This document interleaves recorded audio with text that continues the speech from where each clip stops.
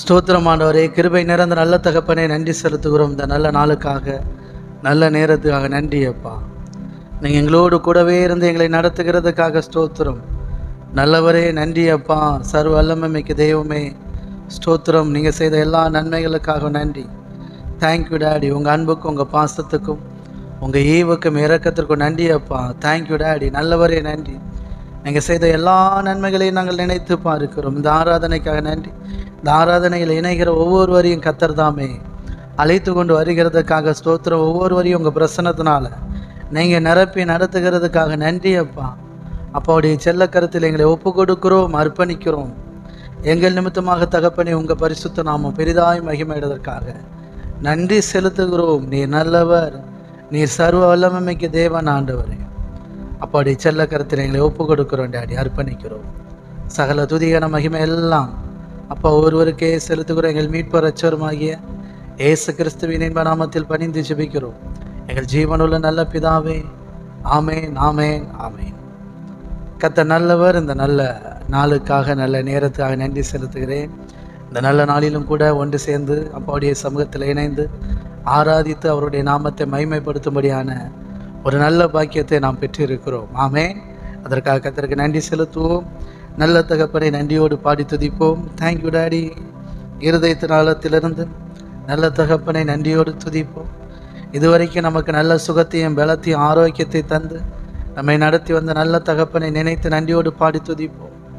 இந்த மாதம் முழுவதும் நம்மை கண்மணி போல பாதுகாத்து இந்த நல்ல நாளை காணும்படி செய்திருக்கிறாரே, அந்த நல்ல தகப்பனுக்கு நன்றி செலுத்துவோம். ஓ தேங்க்யூ டாடி. ஹல்லேலூயா. நன்றி ஆண்டவரே. ஸ்தோத்திரம், ஸ்தோத்திரம். இந்த ஆராதனையில் இணைகிற ஒவ்வொருவரையும் கர்த்தர் தாமே அழைத்து கொண்டு வருகிறதுக்காக நன்றி அப்பா. ஒவ்வொருவரையும் உங்கள் பிரசன்னத்தினால நீங்கள் நிரப்புகிறதுக்காக நன்றி டாடி. ஒவ்வொருவரையும் சுகப்படுத்துகிறதுக்காக ஸ்தோத்திரம், பலப்படுத்துகிறதுக்காக நன்றி அப்பா. அப்பாவுடைய கருத்தில் எங்களை ஒப்பு கொடுக்கிறோம் டாடி, அர்ப்பணிக்கிறோம் அப்பா. Thank you daddy. நன்றி அப்பா, நன்றி அப்பா. ஆமே. நம்முடைய இருதயம் அப்படியே அப்பாவுக்கு நேராக திரும்பட்டும். அவர் செய்த நன்மைகளை நினைத்து நன்றியோடு பாடி துதித்து அவருடைய நாமத்தை மகிமைப்படுத்துவோம். Thank you daddy. அவர் செய்த நன்மைகளை நினைத்து நன்றியோடு துதிப்போம். ஓ தேங்க்யூ டாடி.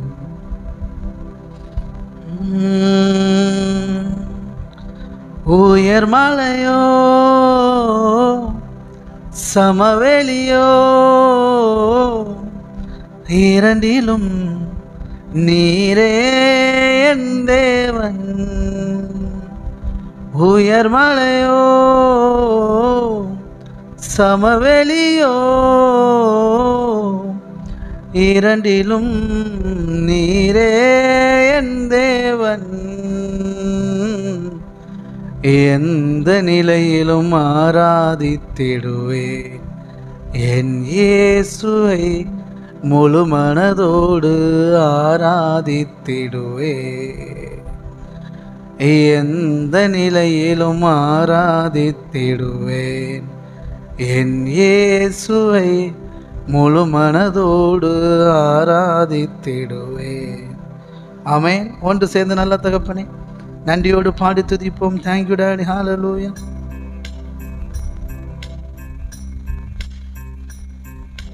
நன்றி ஆண்டவரே. Thank you daddy.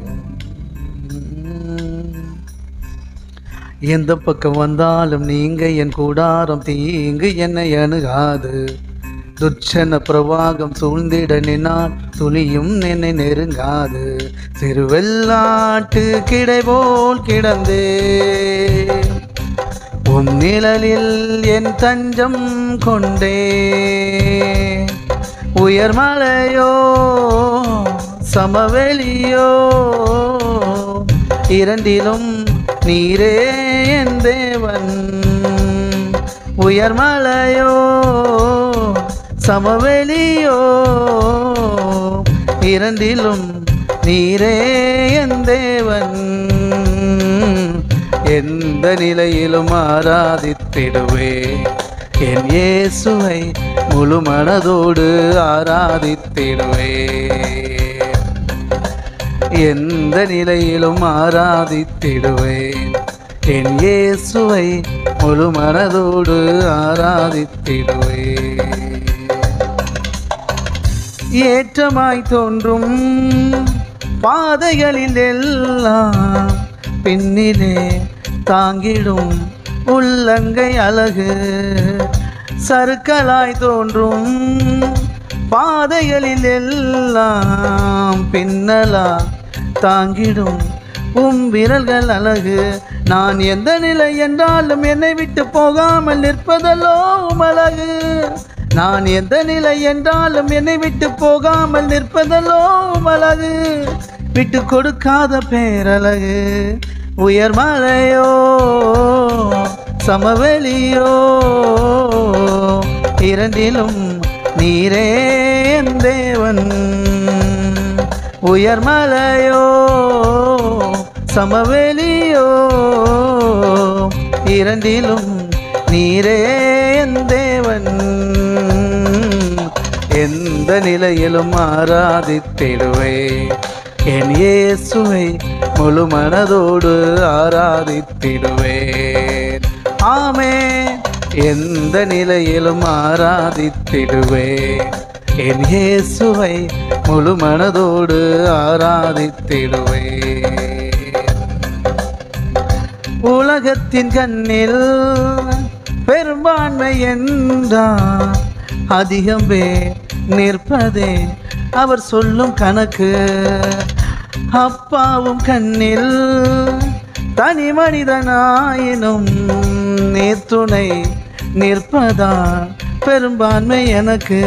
அட ஊர் என்ன சொன்னாலும் பாரதி நின்னாலும் பிள்ளையல்லோ நான் உமக்கு. அட ஊர் என்ன சொன்னாலும் பாரதி நின்னாலும் பிள்ளையல்லோ நான் உமக்கு. நிகரில்லாத தகப்பனுக்கு உயர்மலையோ சமவெளியோ இரண்டிலும் நீரே என் தேவன். உயர்மலையோ சமவெளியோ இரண்டிலும் நீரே என் தேவன். எந்த நிலையிலும் ஆராதித்திடுவேன் என் இயேசுவை முழு மனதோடு ஆராதித்திடுவேன். ஆமென். எந்த நிலையிலும் ஆராதித்திடுவேன் என் இயேசுவை முழு மனதோடு ஆராதித்திடுவேன். ஏற்றமாய் நன்றி அப்பா. ஆமென். ஏற்றமாய் தோன்றும் பாதைகளில் எல்லாம் பின்னிலே தாங்கிடும் உள்ளங்கை அழகு. சறுக்கலாய் தோன்றும் பாதைகளில் எல்லாம் பின்னலாய் தாங்கிடும் விரல்கள் அழகு. நான் எந்த நிலை என்றாலும் என்னை விட்டு போக நிற்பதல்லோ அழகு. நான் எந்த நிலை என்றாலும் என்னை விட்டு போகாமல் நிற்பதல்லோ அழகு. விட்டு கொடுக்காத பேரழகு. உயர்மலையோ சமவெளியோ இரண்டிலும் நீரே என் தேவன். ஆமென். உயர்மலையோ சமவெளியோ இரண்டிலும் நீரே என் தேவன். எந்த நிலையிலும் ஆராதித்திடுவேன் என் இயேசுவை முழு மனதோடு ஆராதித்திடுவேன். ஆமென். எந்த நிலையிலும் ஆராதித்திடுவேன் என் இயேசுவை உன் மனதோடு ஆராதித்திடுவேன். உலகத்தின் கண்ணில் பெரும்பான்மை என்றால் அதிகம் பேர் நிற்பது அவர் சொல்லும் கணக்கு. அப்பாவும் கண்ணில் தனி மனிதனாயினும் நீர்த்துணை நிற்பதால் பெரும்பான்மை எனக்கு. அட ஊர் என்ன சொன்னாலும் பாரதி நின்னாலும் பிள்ளையல்லோ நான் உமக்கு. அட ஊர் என்ன சொன்னாலும் பாரதி நின்னாலும் பிள்ளையல்லோ நான் உமக்கு. நிகரில்லாத தகப்பனுக்கு உயர்மலையோ சமவெளியோ இரண்டிலும் நீரே என் தேவன். ஆமென். உயர்மலையோ சமவெளியோ இரண்டிலும் நீரே என் தேவன். எந்த நிலையிலும் ஆராதித்திடுவேன் என் இயேசுவை முழு மனதோடு ஆராதித்திடுவேன். ஆமென். எந்த நிலையிலும் ஆராதித்திடுவேன் என் இயேசுவை முழு மனதோடு ஆராதித்திடுவேன். சொல்லுங்க இருதயத்தினால. எந்த நிலையிலும் ஆராதித்திடுவேன் என் இயேசுவை முழு மனதோடு ஆராதித்திடுவேன். ஆமென். எந்த நிலையிலும் ஆராதித்திடுவேன் என் இயேசுவை முழு மனதோடு ஆராதித்திடுவேன். ஹல்லேலூயா. ஓ thank you டாடி. நன்றி அப்பா, நல்ல தகப்பனே. நன்றி நன்றி அப்பா. ஸ்தோத்திரம் ஸ்தோத்திரம். ஓ thank you டாடி. ஹல்லேலூயா. ஆமென். எப்பேற்பட்ட சூழ்நிலையாக இருந்தாலும் சரி, ஆமென். ஆமாம், நம்மளை தாங்கிறதுக்கு அவர் இருக்கிறார். ஆமென். அதான் தாவீது சொல்வார், உம்முடைய கிருபை என்னை தாங்குகிறது அப்படின்ட்டு. ஆமென். இதுவரைக்கும் அப்போடைய கிருபை உங்களை என்னையும் தாங்கி நடத்தி இருக்கிறது. ஆமென். இனிமேலும் நடத்துவார். இதுவரை நான் தாங்கினேன், ஏந்தினேன், சுமந்தேன், தப்புவித்தேன், இனிமேலும் ஆமாம் சுமப்பேன். ஹல்லேலூயா ஹல்லேலூயா. Thank you daddy. ஆமென் ஆமென். ஓ நன்றி ஆண்டவரே. ஸ்தோத்திரம். ஹல்லேலூயா. Thank you daddy. இதுவரைக்கும் அப்பா செய்த நன்மைகளை நினைத்து நன்றியோடு துதித்து அவருடைய நாமத்தை மகிமைப்படுத்துவோம். நம்ம வாழ்க்கையில், நம்ம வாழ்க்கை பாதையில் இத்தனை நாட்கள் ஆச்சு. ஆமாம், ஜனவரி, பிப்ரவரி, மார்ச், கிருபையாய் தேவன் நம்மை நடத்தி கொண்டு இருக்கிறார். ஆமென். ஹல்லேலூயா. ஆமென் ஆமென். இத்தனை நாட்களில் எத்தனையோ ஏற்றங்கள் இறக்கங்கள் வந்திருக்கு நம்ம வாழ்க்கையில். எல்லா நேரமும் அவருடைய கரமந்தான் நம்மளை தாங்கிச்சு, நம்மளை தூக்கியிருக்கு, நம்மளை இன்றைக்கும் நடத்திட்டு இருக்கு. எத்தனை நம்புறீங்க? ஆமென். ஹல்லேலூயா. ஆமாம், எந்த நிலை வந்தாலும் நம்மளை விட்டு கொடுக்காத ஒரு நல்ல தகப்பன் நமக்கு இருக்கிறபடினார் அவர் நம்மை தூக்கி நிலை நிறுத்துகிறார். அவர் தொடர்ந்து நம்மை நடத்தி கொண்டு இருக்கிறார். ஆமென். இருதயத்தினாலத்திலிருந்து ஏற்றமாய் தோன்றும் பாதைகளில் எல்லாம் பின்னிலே தாங்கிடும் உள்ளங்கை அழகு, சறுக்கலாய் தோன்றும் பாதைகளில் எல்லாம் பின்னலாய் தாங்கிடும் விரல்கள் அழகு. நான் எந்த நிலை என்றாலும் என்னை விட்டு போகாமல் நிற்பதல்லோ அழகு. சொல்லுங்க. நான் எந்த நிலை என்றாலும் என்னை விட்டு போகாமல் நிற்பதல்லோ அழகு. விட்டு கொடுக்காத பேரழகு. உயர் மலையோ சமவெளியோ இரண்டிலும் நீரே என் தேவன். உயர் மலையோ சமவெளியோ இரண்டிலும் நீரே என் தேவன். எந்த நிலையிலும் ஆராதித்திடுவேன் என் இயேசுவை முழு மனதோடு ஆராதித்திடுவேன்.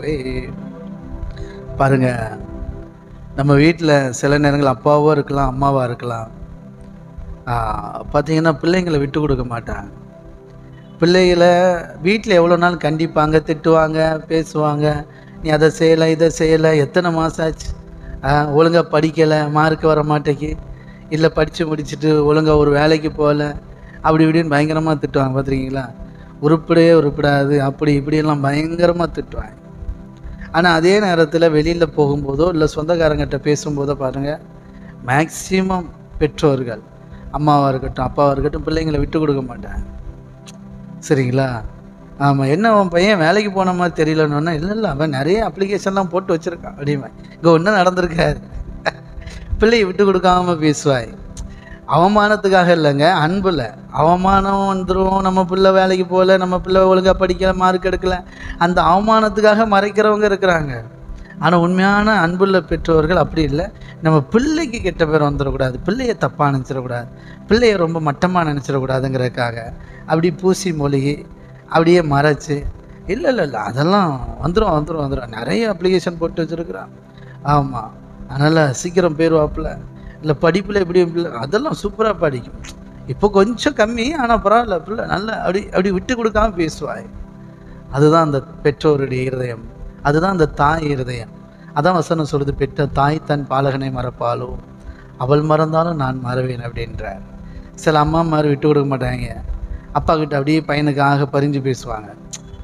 இல்லை இப்போல்லாம் அவன் ரொம்ப கீழ்ப்படுகிறான் அப்படி இப்படின்னா அப்படியே பிள்ளைய விட்டு கொடுக்காமல் பேசுவாங்க. சரிங்களா? ஆமாம், அதான் சொல்கிறாரு கர்த்தர் சொல்கிறாப்புல, பெற்ற தாய் தன் பாலகளை மறப்பாளோ, ஒருவேளை அவள் மறந்தாலும் நான் உன்னை மறவேன் அப்படின்றார். அதான் பாருங்கள் அந்த அப்பாவுடைய அன்பு, விட்டு கொடுக்காத பேரழகு. நீங்கள் எந்த நிலையில் இருந்தாலும் அவர் உங்களை விட்டு கொடுக்காத ஒரு நல்ல தகப்பன். ஆமாம், அவருடைய நோக்கம் நம்மளை தூக்கி எடுக்கிறது தான். ஆமென். உங்களை இனி அவருடைய பிள்ளைகளாய், அவருடைய சாட்சிகளை வாழ வைக்க வேண்டும் என்பதுதான் தேவ திட்டம். எத்தனை விசுவாசிக்கிறீங்க? உலகத்தின் கண்ணில் பெரும்பான்மை என்றால் அதிகம் பேர் நிற்பதே அவர் சொல்லும் கணக்கு. அப்பாவும் கண்ணில் தனி மனிதனாயினும் நீர்த்துணை நிற்பதால் பெரும்பான்மை எனக்கு. ஊர் என்ன சொன்னாலும் பாதை எதிர் நின்னாலும் பிள்ளைகளோ நான் உமக்கு நிகரில்லாத தகப்பனுக்கு. ஆமென். பாருங்க, இந்த உலகத்தில் மெஜாரிட்டி நிறைய பணம் இருக்கணும், நிறைய ஆட்கள் பலம் இருக்கணும், நிறைய ஐஸ்வர்யங்கள் இருக்கணும், வேலை இருக்கணும், இப்படி இதெல்லாம் இருந்தால் தான் பெரும்பான்மை கொடுப்பான். நிறைய பேர் இருக்கணும், நிறைய ஆட்கள் சப்போர்ட் இருக்கணும், அப்படிலாம் இருந்தால் தான் பெரிய மனுஷன். சரிங்களா? ஆனால் தேவனுடைய பார்வையில் தனி மனுஷனாக இருந்தாலும் சரி, ஆமாம், அவருடைய பிள்ளையாக இருக்கிறதுனால, அவரு கூட இருக்கிறதுனால பெரும்பான்மை அவங்களுக்கு தான். அதெல்லாம் தான் இன்றைக்கி நம்ம பார்க்க போகிறோம். ஆமாம், நம்ம ஆண்டவருக்காக வைராக்கியமாக வாழும்போது, சத்தியத்தின்படி வாழும்போது, தேவனுடைய வார்த்தைக்கு கீழ்ப்படிந்து வாழும்போது, இந்த புதிய உடன்படிக்கை சுவிசேஷத்தின் கீழே வாழும்போது, ஆமென், நம்ம வாழ்க்கையில் நிறைய பிரச்சனைகள் வரலாம், ஊர் சொல்லலாம், ஒவ்வொருத்தரும் ஒவ்வொரு மாதிரி பேசலாம். சரிங்களா? எத்தனையோ பேர் எதிர்த்து பேசலாம். உங்களுடைய நம்பிக்கைக்கு விரோதமாக பேசலாம், தேவனை நீங்கள் பற்றுகிற அந்த விசுவாசத்துக்கே விரோதமாக பேசலாம். கவலையே படக்கூடாது. ஆமாம், நிகரில்லாத தகப்பன் நமக்கு இருக்கிறார். எதையாவது தப்பை செஞ்சுக்கிட்டு, எதையாவது சண்டை இழுத்துட்டு, வம்பு இழுத்துட்டு என்னை விட்டு கொடுக்காத தகப்பன், நிகரில்லாத தகப்பன் சொல்கிறதை பார்க்கிறோம். அப்பவும் விட்டு கொடுக்க மாட்டார், அவர் நம்ம தூக்கி எடுப்பார். எந்த தவறு செஞ்சாலும், தவறு செய்யக்கூடாது, அப்படி செஞ்சால் கூட அப்பா தூக்கி எடுப்பார். அப்படி போ அப்படின்னு கைவிட மாட்டார். ஏன்னா நான் உன்னை விட்டு விலகுவதும் இல்லை, உன்னை கைவிடுவதும் இல்லை என்று சொல்லியிருக்கிறார். சரிங்களா? ஆமென். ஆனால் நம்ம பேதுரு சொல்கிறது போல், தீமை செய்து பாடு அனுபவிப்பதை காட்டிலும் நன்மை செய்து கர்த்தருக்கு சித்தமானால் பாடு அனுபவிப்பது மேலானது. சரிங்களா? அப்படி ஆண்டவருக்காக நீங்கள் வைராக்கியமாக நிற்கும்போது, உங்களுக்கு விரோதமாக ஊரே எதிர்த்து நின்றாலும் சரி, கர்த்தர் உங்கள் பட்சமாக இருக்கிறார். நிகரில்லாத தகப்பன் நம்மோடு கூட இருந்து நம்மை நடத்துவார். நாம் அவருடைய பிள்ளைகள். ஆமென். ஒன்று சேர்ந்து இருதயத்தினால் திருந்து தேங்க்யூ டாடி. ஹல்லேலூயா. நன்றி ஆண்டவரே, ஸ்தோத்திரம். நன்றி அப்பா. ஆமென். ஏற்றமாய் தோன்றும் பாதைகளில் எல்லாம் பின்னலே தாங்கிடும் உள்ளங்கை அழகு. சறுக்கலாய் தோன்றும் பாதைகளில் எல்லாம் பின்னலாய் தாங்கிடும் விரல்கள் அழகு. நான் எந்த நிலை என்றாலும் என்னை விட்டு போகாமல் நிற்பதல்லோ அழகு. நான் எந்த நிலை என்றாலும் என்னை விட்டு போகாமல் நிற்பதல்லோ அழகு. விட்டு கொடுக்காத பேரழகு. உயர்மலையோ சமவெளியோ இரண்டிலும் நீரே என் தேவன். ஆமென். உயர்மலையோ சமவெளியோ இரண்டிலும் நீரே என் தேவன். எந்த நிலையிலும் ஆராதித்திடுவேன் என் இயேசுவை முழு மனதோடு ஆராதித்திடுவேன். ஆமென். எந்த நிலையிலும் ஆராதித்திடுவேன். என் இயேசுவை முழு மனதோடு ஆராதித்திடுவேன். உலகத்தின் கண்ணில் பெரும்பான்மை என்றால் அதிகம் பேர் நிற்பதே அவர் சொல்லும் கணக்கு. அப்பாவும் கண்ணில் தனி மனிதனாயினும் நீர் துணை நிற்பதால் பெரும்பான்மை எனக்கு. அட ஊரென சொன்னாலும் பாரதி நின்னாலும் பிள்ளையல்லோ நான் உமக்கு. அட ஊரென சொன்னாலும் பாரதி நின்னாலும் பிள்ளையல்லோ நான் உமக்கு. நிகரில்லாத தகப்பனுக்கு உயர் மலையோ சமவெளியோ இரண்டிலும் நீரே என் தேவன். ஆமென். உயர் மலையோ சமவெளியோ இரண்டிலும் நீரே என் தேவன். எந்த நிலையிலும் ஆராதித்திடுவேன். என் இயேசுவை முழு மனதோடு ஆராதித்திடுவேன். ஆமென். எந்த நிலையிலும் ஆராதித்திடுவேன். என் இயேசுவை முழு மனதோடு ஆராதித்திடுவேன். சொல்லுங்க. எந்த நிலையிலும் ஆராதித்திடுவேன். என் இயேசுவை முழு மனதோடு ஆராதித்திடுவேன். ஆமென். எந்த நிலையிலும் ஆராதித்திடுவேன். என் இயேசுவை முழு மனதோடு ஆராதித்திடுவேன். உலகத்தின் கண்ணில் பெரும்பான்மை என்றால் அதிகம் பேர் நிற்பதே அவர் சொல்லும் கணக்கு. அப்பாவும் கண்ணில் தனி மனிதனாயினும் நீர் துணை நிற்பதான் பெரும்பான்மை எனக்கு. அட ஊரென சொன்னாலும் பாரதி நின்னாலும் பிள்ளையல்லோ நான் உமக்கு. அட ஊரென சொன்னாலும் பாரதி நின்னாலும் பிள்ளையல்லோ நான் உமக்கு. நிகரில்லாத தகப்பனுக்கு உயர் மலையோ சமவெளியோ இரண்டிலும் நீரே என் தேவன். ஆமென். உயர் மலையோ சமவெளியோ இரண்டிலும் நீரே என் தேவன். எந்த நிலையிலும் ஆராதித்திடுவேன். என் இயேசுவை முழு மனதோடு ஆராதித்திடுவேன். ஆமென். எந்த நிலையிலும் ஆராதித்திடுவேன். என் இயேசுவை முழு மனதோடு ஆராதித்திடுவேன். ஆமென். எந்த நிலையிலும் ஆராதித்திடுவேன். என் இயேசுவை முழு மனதோடு ஆராதித்திடுவேன். ஹல்லேலூயா. Thank you daddy. நன்றி அப்பா. கரங்களை தட்டி கர்த்தருடைய நாமத்தை மேம்படுத்துவோம். ஆமேன். ஆமேன். இதுவரைக்கும் நம்மை நடத்தின நல்ல தகப்பன் இனிமேலும் நடத்துவார்கள். ஓகே. கர்த்தர் நல்லவர். இந்த நல்ல நாளிலும் கர்த்தர் நமக்கு கிருபையாய் தந்திருக்கிற வார்த்தை உங்களுக்கு தெரியும். ஆமேன். பார்த்துருப்பீங்க. ஆமேன். கர்த்தர் நல்லவர். விசுவாசமும் கீழ்ப்படிதலும், சரிங்களா, அப்படிங்கிற தலைப்பில் தான் நம்ம தியானிச்சுட்டு இருக்கிறோம். விசுவாசமும் கீழ்ப்படிதலும், சரிங்களா. தேவனுடைய வார்த்தைக்கு கீழ்ப்படுகிறது தான் விசுவாசம். தேவனுடைய சத்தத்துக்கு செவி கொடுக்கிறதுன்னு இருக்கு இல்லையா. இன்று என்னுடைய சத்தத்துக்கு செவி கொடுத்தீர்களானால் அப்படின்னு இருக்கு இல்லையா. தேவனுடைய வார்த்தைக்கு, தேவனுடைய சத்தத்துக்கு கீழ்ப்படுகிறதுக்கு பேர் தான் விசுவாசம். அப்போ விசுவாசிக்கிறவர்கள் எப்படி இருப்பாங்க? தேவனுடைய வார்த்தைக்கு கீழ்ப்படிவாங்க. ஓகே. நம்ம வாழ்க்கையில் தேவனுடைய வார்த்தைக்கு கீழ்ப்படிஞ்சு வாழ்கிறது ரொம்ப முக்கியம், ரொம்ப அவசியம். அதை தான் நம்ம பார்க்க போகிறோம், சரிங்களா. கர்த்தர் நல்லவர். ஆமென். ஹல்லேலூயா. ஓ நன்றி ஆண்டவரே, ஸ்தோத்திரம்.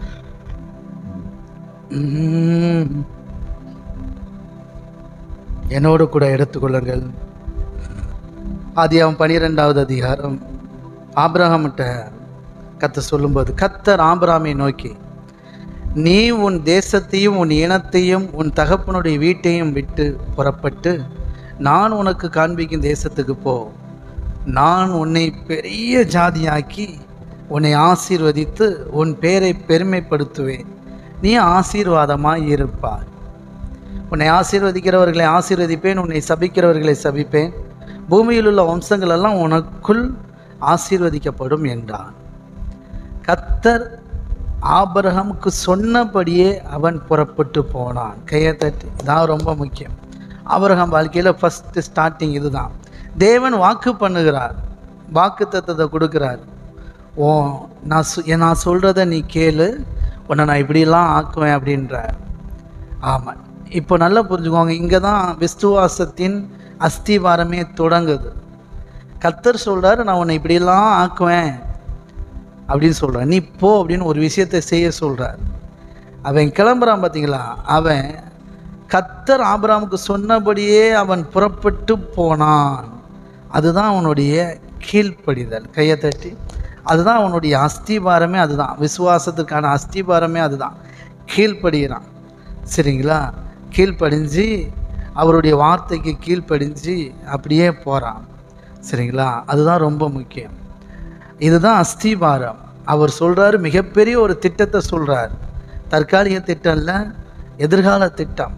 நான் உன்னை ஆசீர்வதிப்பேன், நான் உன்னை பேரை பெருமைப்படுத்துவேன், நீ இப்படி இருப்பேன், உன் சந்ததி எப்படி இருக்கும் அப்படின்னு அவனுடைய எதிர்காலத்துக்கு தேவையான ஒட்டுமொத்த ஆசீர்வாதத்தையும் ஒன்லைனில் சொல்லிட்டாப்புல.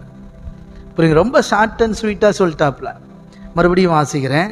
கர்த்தர் ஆபிரகாமை நோக்கி, நீ உன் தேசத்தையும் உன் இனத்தையும் உன் தகப்பனுடைய வீட்டையும் விட்டு புறப்பட்டு நான் உனக்கு காண்பிக்கும் தேசத்துக்கு போ. நான் சொல்கிறத கேட்டு நான் சொல்கிற இடத்துக்கு போ அப்படின்றார்.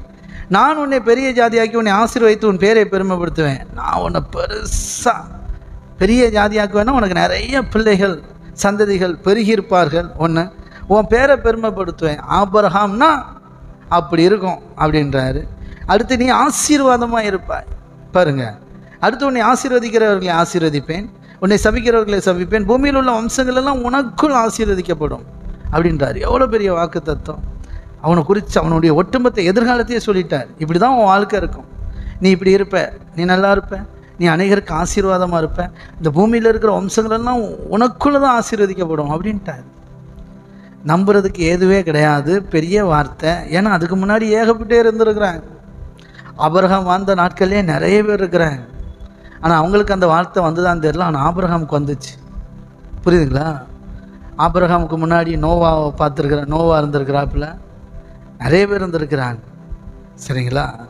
ஆமாம். இப்போ பாருங்கள், ஆபிரகாமை பார்த்து பெரிய வார்த்தை, நம்பவே முடியாத அளவுக்கு கர்த்தர் சொல்கிறார்.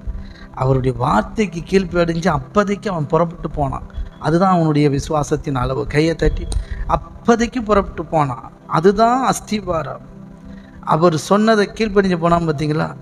அவர் சொன்ன எல்லாமே அவன் வாழ்க்கையில் கட்டாயம் நடக்கும். கரங்களை தட்டி ஆமேன், ஆமேன், ஆமேன். ஓ நன்றி ஆண்டவரே, ஸ்தோத்திரம், தேங்க்யூ டாடி. அதே போல் தான் இஸ்ரேல் ஜனத்துக்கு சொன்னார், கானான் தேசத்தை நான் உங்களுக்கு தருவேன்னு சொன்னார். யாரெல்லாம் நம்பி அவர் சொல்லிட்டாரியா நடந்துறியா அப்படின்னு கிளம்பி போனாங்களோ சுதந்திரிச்சாங்க. ஆபிரகாமை கர்த்தர் அழைக்கும் போது வசனம் சொல்லுது பாருங்க, கர்த்தர் ஆபிரகாமுக்கு சொன்னபடியே அவன் புறப்பட்டு போனான், லோத்தும் அவனோடு கூட போனான். ஆபிரகாம் ஆரானை விட்டு புறப்படும் போது 75 வயதுள்ளவனாக இருந்தான். கையை தட்டி ஆமேன். 75 வயசு உள்ளவனாக இருக்கிறான். ஆமாம். அதுக்கு பிறகு 100 வருஷம் வாழ்ந்துருக்கிறான். கையை தட்டி 175 வயசில் டெத்து. 75 வயசில் கர்த்தர் அவனை சந்திக்கிறாரு, வார்த்தையை கொடுக்குறாரு. அதுக்கு பிறகு 100 வருஷம் ஆபிரகாம் வாழ்ந்தான். ஆமென். 75 வயசு வரைக்கும் அவன் வாழ்ந்த வாழ்க்கை வேறு மாதிரியான வாழ்க்கை, உலகபூர்வமான வாழ்க்கை, தேவனுக்கு அவனுக்கு சம்பந்தம் இல்லாத வாழ்க்கை. ஆனால் அதுக்கு பிறகு அவன் வாழ்ந்த 100 வயசு வரைக்கும் அவன் வாழ்ந்தான் இல்லையா? அந்த 100 வயசு வாழ்க்கை இருக்க பாருங்க, அதுதான் ரொம்ப சூப்பரானது. அது தேவனோடு நடக்கிற வாழ்க்கை, அது தேவனோடு கூட சஞ்சரிக்கிற வாழ்க்கை, அது தேவனுடைய வார்த்தைக்கு கீழ்ப்படிஞ்சு தேவனுக்கு பிரியமான காரியங்களை செஞ்சு தேவனுடைய திட்டத்தை தேவனுடைய சித்தத்தை நிறைவேற்ற வாழ்க்கை. தனி மனுஷனை அழைச்சி தான் அவனை அனுப்பி பெருசாக வருவாடா அப்படின்னாரு. கையை தட்டி இந்த நல்ல காலை நேரத்தில் கர்த்தருடைய வார்த்தை, இந்த நல்ல ஆராதனையில் தேவன் ஆபிரகாமை தனி மனிதனாய் அழைத்து அவனுக்கு வாக்குத்தத்தத்தை கொடுத்து அவனுடைய எதிர்கால திட்டத்தை எல்லாம் அவனுக்கு வெளிப்படுத்தி ஆமென் அவனை தன்னுடைய திட்டத்தின்படி சித்தத்தின்படி வாழ அழைத்தார். அவன் உடனே புறப்பட்டு போனான். அப்படித்தான் இன்றைக்கும் கர்த்தர் உங்கள் மேலே என் மேலே பெரிய திட்டம் வச்சுருக்கிறார். நம்ம மேலே பெரிய அழைப்பு இருக்குது. அவருடைய வார்த்தைக்கு கீழ்ப்படிந்து கர்த்தராகிய இயேசு கிறிஸ்துவை சொந்த இரட்சகரை ஏற்றுக்கொண்டு வாழுகிற உங்கள் வாழ்க்கையில் அப்படிப்பட்ட பெரிய பெரிய காரியங்கள் நடக்கும். கரங்களை தட்டி 75 வயசில் அழைச்சவனை 175 வயசு வரைக்கும் வாழ்கிறான். 100 வருஷம் தேவனோடு சஞ்சரிக்கிறான், தேவனோடு கூட இருக்கிறான், எல்லாத்தையும் வாய்க்க பண்ணுறான்.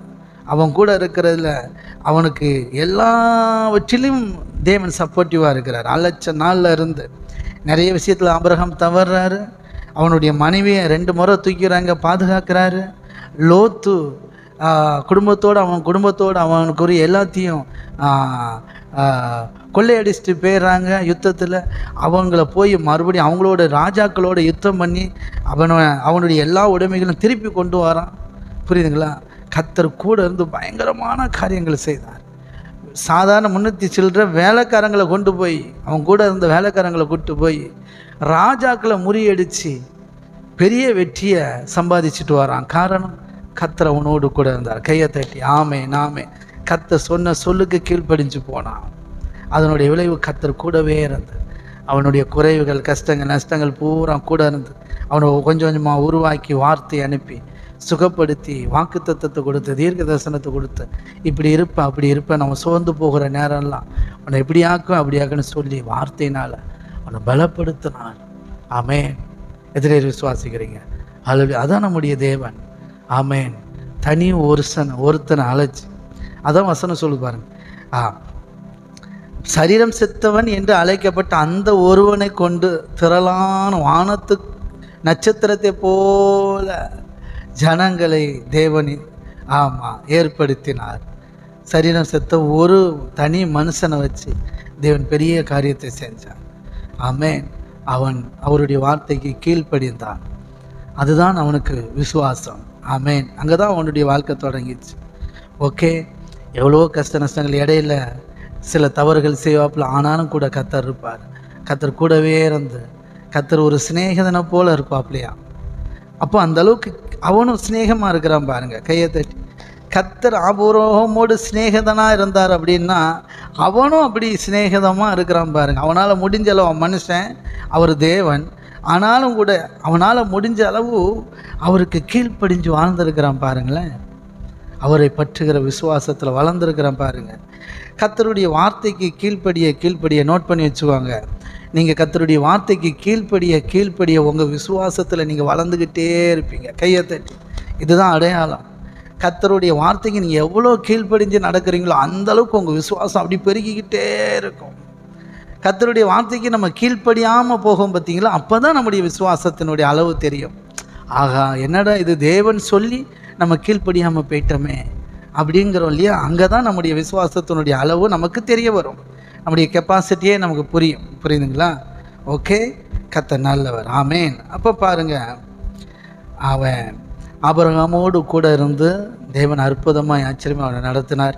உங்களுக்கு தெரியும், ஆபிரகாமுடைய ஒரு அடி நிலம் கூட இல்லாதவனுக்கு தேசத்தை தருவேன், உன் பிள்ளைகளுக்கு தருவேன் அப்படின்னு சொன்னார். ஒரு அடி நிலம் இல்லை, பிள்ளை இல்லை, ஆனாலும் தேசத்தை தருவேன், நிலத்தை தருவேன், சொத்தை, தேசம் முழுவதையும் உனக்கும் சந்ததிக்கும் தருவேன் அப்படின்னு சொன்னார் பாருங்க. அதான் தேவன். ஆமேன். ஆபிரகாம் செல்வ சீமானாக இருந்தானாம். ஆமேன். ஆமாம், அவனுக்கு அநேக வேலைக்காரிகள் எல்லாருமே, மிருக ஜீவன்கள் எல்லாம் இருந்துச்சு. அந்த அளவுக்கு தேவன் உயர்த்தியிருந்தார் அந்த நாளிலே. அப்படி தேவன் உயர்த்தியிருந்தார். ஆமேன். கர்த்தனால பாருங்க, இப்போது 100 வயசில் குழந்தையும் பெற்று எடுத்தாச்சு. அந்த குழந்தைய பலி கொடுக்க சொல்லும்போது அப்படியே அவருடைய வார்த்தைக்கு கீழ்ப்படிஞ்சான். இடையில ஒரு தடவை விருத்த சேதனம் பண்ணுறது அதை பற்றி சொல்லியிருப்பார். அப்பவும் அவருடைய வார்த்தைக்கு அப்படியே கீழ்ப்படிஞ்சு நடந்தான் பாருங்கள். உடனே போய் தனக்கும் தன்னுடைய மகனான இஸ்மவேலேருந்து அவனுடைய குடும்பத்தில் இருக்கிற ஆண்களுக்கெல்லாம் விருத்த சேதனம் செஞ்சான் பாருங்கள். அவர் சொல்ல கேட்டு கீழ்ப்படிஞ்சு அப்படியே நடந்தான். ஆமேன். அடுத்து பாருங்கள், ஒரே ஒரு குழந்தை 100 வயசில் குழந்தை பிறந்திருக்கிறான், வாக்குத்தத்தத்தின் பிள்ளை பிறந்திருக்கிறான், ஈசாக்கு பிறந்துட்டான், ஆம்பளை பையன். பாருங்க, திடீர்னு கர்த்தர் சொல்கிறார், இந்த பையனை பலி செலுத்தணும் அப்படின்றார். அப்போ வசனம் சொல்லுது, உன் ஏக சுதனும் நேசகுமாரனும், ஆமாம், அவனை உன் புத்திரனை எனக்கு பலி செலுத்து அப்படின்றார். அவன் தைரியமாக விசுவாசத்தோடு அதை செஞ்சான் பாருங்க. ஆமாம், பலி செலுத்த வெட்ட போகும்போது கர்த்தர் சொன்னார், ஆமாம், நீ எனக்கு பயந்திருக்கிற, என் சொல்லுக்கு கீழ்ப்படிந்தபடினால். 22 ஆதியாகமம் 22 பாருங்க கர்த்தருடைய வார்த்தை. ஹல்லேலூயா, ஸ்தோத்திரம், ஹல்லேலூயா. கர்த்தருடைய தூதன் சொல்றாப்புல, ஆமாம், அப்பொழுது அவர் பிள்ளையாண்டான் மேல் உன் கையை போடாதே, அவனுக்கு ஒன்றும் செய்யாதே, நீ அவனை உன் புத்திரன் என்றும், கையை தட்டி, நீ அவனை உன் புத்திரன் என்றும் உன் ஏக சுதன் என்றும் பாராமல் எனக்காக ஒப்பு கொடுத்தவனே, நான் சொன்னேன் அப்படிங்கிறதுக்காக நீ கீழ்ப்படிஞ்சு மோரியா தேசத்தில் இருக்கிற மலைக்கு போய் பலி கொடுன்னு சொன்ன உடனே அடுத்த நாள் ரெடியாகி கிளம்பிட்டான். புரியுதுங்களா? எதையுமே கண்டுக்கிறல. மனைவியை சமாளிச்சிருக்கிறான், கூட இருக்கிற வேலைக்காரங்களை சமாளிச்சிருக்கிறான். எத்தனை பேர் இருந்திருப்பாங்க? அவன் ஒரு ஓனர், அவன் ஒரு பெரிய எஜமான். எவ்வளோ பேர் அவனுக்கு கீழே இருந்திருப்பாங்க. ஐயா எங்கே போகிறீங்க, எங்கே கிளம்பிட்டீங்க, பிள்ளையை கூட்டிகிட்டு எங்கே போகிறீங்க அப்படின்னு எல்லாரும் கேட்டிருப்பாங்க. எல்லாரையும் பதில் சொல்லி சமாளிச்சுட்டு கிளம்பிட்டான். புரியுதுங்களா? தேவன் சொன்ன வார்த்தையை நிறைவேற்ற கிளம்பிட்டான். கையை தட்டி ஆமென். சாராள்கிட்ட சொல்லியிருப்பான்னு நினைக்கிறீங்க? சொல்லியிருந்தா அந்த அம்மா விட்டுருக்குமா? ஈசாக்க போய் பலி செலுத்திட்டு வரேன், யாருக்கிட்டையுமே சொல்லலை தெரியுமா? வேலைக்காரங்கக்கிட்ட கூட என்ன சொன்னான்? நாங்கள் போய் தேவனுக்கு பலி செலுத்திட்டு வரோம் அப்படி தான் சொன்னான். அதானே உண்மை, பொய் சொல்லலை. நாங்கள் தேவனுக்கு பலி செலுத்த போகிறோம். பலி எதுன்னு யாருக்கும் தெரியாது. எல்லோரும் என்ன நினச்சிருப்பாங்க? ஓ, ஆடு பலி செலுத்த போவாங்க போல் அப்படின்னு நினச்சிட்டு இருப்பாங்க. அவன் நீட்டாக சொல்லிட்டு போயிட்டான், நானும் பிள்ளையும் போய் பலி செலுத்திட்டு வரோம் அப்படின்ட்டு போயிட்டான். ஆனால் பிள்ளையை தான் பலியாக கொடுக்க போகிறேங்கிறது அவனுக்கு மட்டும்தான் தெரியும், சீக்கிரட்டு. அதை ஓப்பன் பண்ணல. ஓப்பன் பண்ணியிருந்தானே என்ன இருக்கும் யோசிச்சு பாருங்க. சாரால் விட்டுருக்குமா? யாத்தாடி 90 வயசில் பிள்ளையை பற்றி வச்சுருக்கிறேன், இப்படி பண்ண எப்படி உங்களுக்கு மனசு வந்தது அப்படி இப்படின்னு கர்த்தர் சொன்னாராக்கும், கர்த்தர் உங்கள்கிட்ட பேசினாராக்கும் அப்படின்னு சண்டைக்கு வந்துடும் அந்த அம்மா. அப்படி கர்த்தர் சொல்கிறாருன்னு அவர் என்ன கடவுள் அப்படின்னு இருக்கும். இல்லைன்னா அப்படி கர்த்தர்லாம் சொல்லிக்க மாட்டார், நீங்கள் தான், உங்களுக்கு தான் புத்தி எதை பேதலிச்சு போச்சு அப்படின்லாம் சொல்லியிருக்கும் பாருங்க. அதனால தான் பாருங்க அவன் சொன்னான் பலி செலுத்த போகிறேன், அவ்வளோதான். ரொம்ப ரகசியத்தெல்லாம் வெளிப்படுத்தலை. சில நேரம் கர்த்தர் சொல்கிற ரகசியத்தெல்லாம் ரொம்ப வெளிப்படுத்தக்கூடாது, அது குடும்பத்துக்குள்ளே பிரச்சனையை ஏற்படுத்திடும். கர்த்தருக்காக செய்கிற செயலில் சிலதை ரகசியமாக வச்சுக்கிடணும். அதை நீங்கள் வெளிப்படுத்திட்டீங்கன்னா அது ஏதாவது பிரச்சனைக்குள்ளே போயிடும். எல்லோரும் எல்லா நேரமும் விசுவாசமாக இருக்க மாட்டாங்க, தேவனை பற்றுகிற விசுவாசத்தை வளர்ந்துருக்க மாட்டாங்க. அதனால் அதை கரெக்டாக ஹேண்டில் பண்ணணும். அப்போ போயிட்டான், பலி செலுத்திட்டு வரேன்னு பிள்ளையும் கூட்டிகிட்டு போயிட்டான். சூப்பராக போய் பலியும் செலுத்திட்டு, உங்களுக்கே தெரியும், கர்த்தர் சொல்லிட்டார், உன் மகன் என்றும் உன் புத்திரன் என்றும் உன் ஏகசுதன் என்றும் பாராமல் எனக்காக ஒப்பு கொடுத்தபடினால் நீ தேவனுக்கு பயப்படுகிறவன் என்று இப்பொழுது அறிந்திருக்கிறேன் என்றால். ஆபிரகாம் தன் கண்களை ஏறெடுத்து பார்க்கும்போது இதோ பின்னாடி ஏற்கனவே அந்த ஆடு ரெடியாக இருக்குது, அதை பலியிட்டான். ஆபிரகாம் அந்த இடத்துக்கு யெகோவா என்று பெயரிட்டான். இதனாலே கர்த்தருடைய பர்வதத்தில் பார்த்து கொள்ளப்படும் என்று இந்நாள் வரைக்கும் சொல்லப்பட்டு வருகிறது. கர்த்தருடைய தூதரானவர் 2ஆம் தரம் வானத்திலிருந்து ஆபிரகாமை கூப்பிட்டு பேசுகிறார்.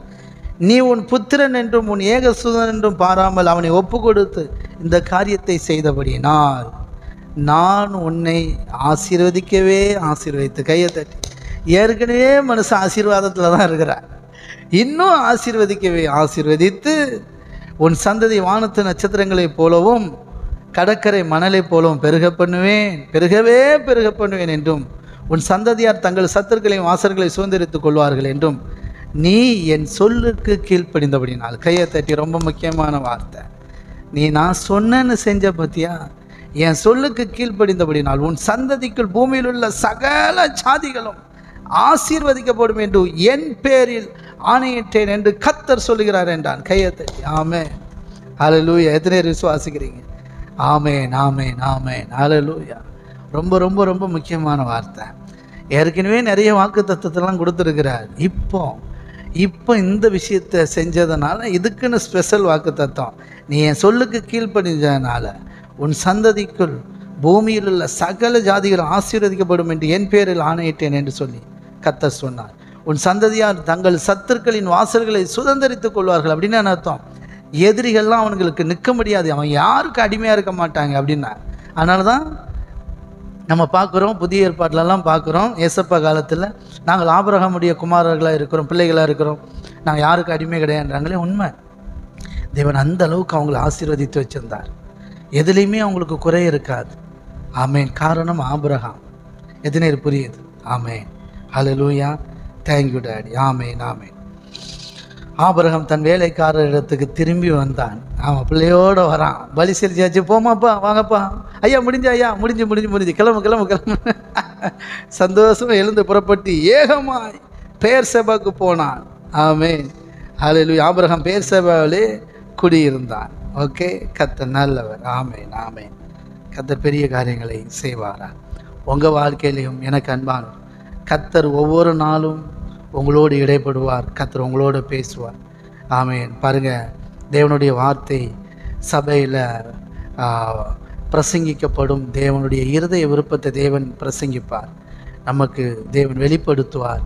அந்த வார்த்தைகளை, அந்த வசனத்தை கேட்டு அவருடைய வார்த்தையின்படி நம்ம நடக்கும்போது, கீழ்ப்படியும் போது பெரிய பெரிய ஆசீர்வாதங்களை சுதந்திரிக்கிறோம். எத்தனை பேர் விசுவாசி? அது விசுவாசம். அது அவர் மேலே நம்ம வைக்கிற விசுவாசம், அது அவரை பற்றுகிற விசுவாசம். அப்போ தேவனுடைய வார்த்தைக்கு நம்ம எவ்வளோ கீழ்ப்படிந்து நடக்கிறோம், எந்த விஷயத்தில் தவறுறோம், எந்த விஷயத்தை நம்மளால் செய்ய முடியலை, எந்த விஷயத்தை செய்யணும்னு நினைக்கிறோம் பட் ஆனால் முடியலை, விழுந்து போகிறோம், தவறிடுறோம், அப்படி நிறைய விஷயங்களில் நம்மகிட்ட குறைபாடு இருக்கும் இல்லையா? ஆமாம், அதிலிருந்தெல்லாம் தேவன் நம்மை தூக்கி எடுப்பார். ஆபிரகாம்கிட்டையும் அப்படி தான் எவ்வளோ குறைகள் இருந்துச்சு நமக்கு தெரியும். நல்ல நிறைய குறைபாடுகள் இருந்துச்சு, ஆனாலும் பரவாயில்ல, கர்த்தர் கூடவே இருந்தார். ஏன்னா அவனை அழைச்சப்போ அவன் நம்பி வந்தான். மறுபடியும் நான் சொல்கிறேன், நீங்கள் நம்புனீங்கன்னா நல்லா இருக்கும். இன்றைக்கி நீங்கள் கர்த்தரா இயேசு கிறிஸ்துவை சொந்த ரட்சகரை ஏற்றுக்கொண்டு நீங்கள் வாழ்கிற வாழ்க்கையை சாதாரணமாக நினச்சிடாது. அது ஏதோ சாதாரணமான வாழ்க்கை அப்படின்னு நினச்சிடாது.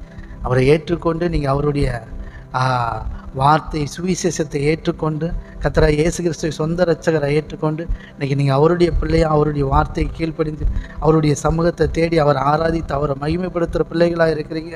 அவருடைய உபதேசத்துக்கு, அவருடைய சத்தியத்துக்கு நீங்கள் கீழ்ப்படிந்து நடக்கிறீங்க. புரியுதுங்களா? இங்கே பிரசங்கிக்கப்படுகிற நிறைய வார்த்தைக்கு நீங்கள் கீழ்ப்படுகிறீங்க. அதற்கான பலனை நீங்கள் பெற்றுக்கொள்வீர்கள். ஆமென்.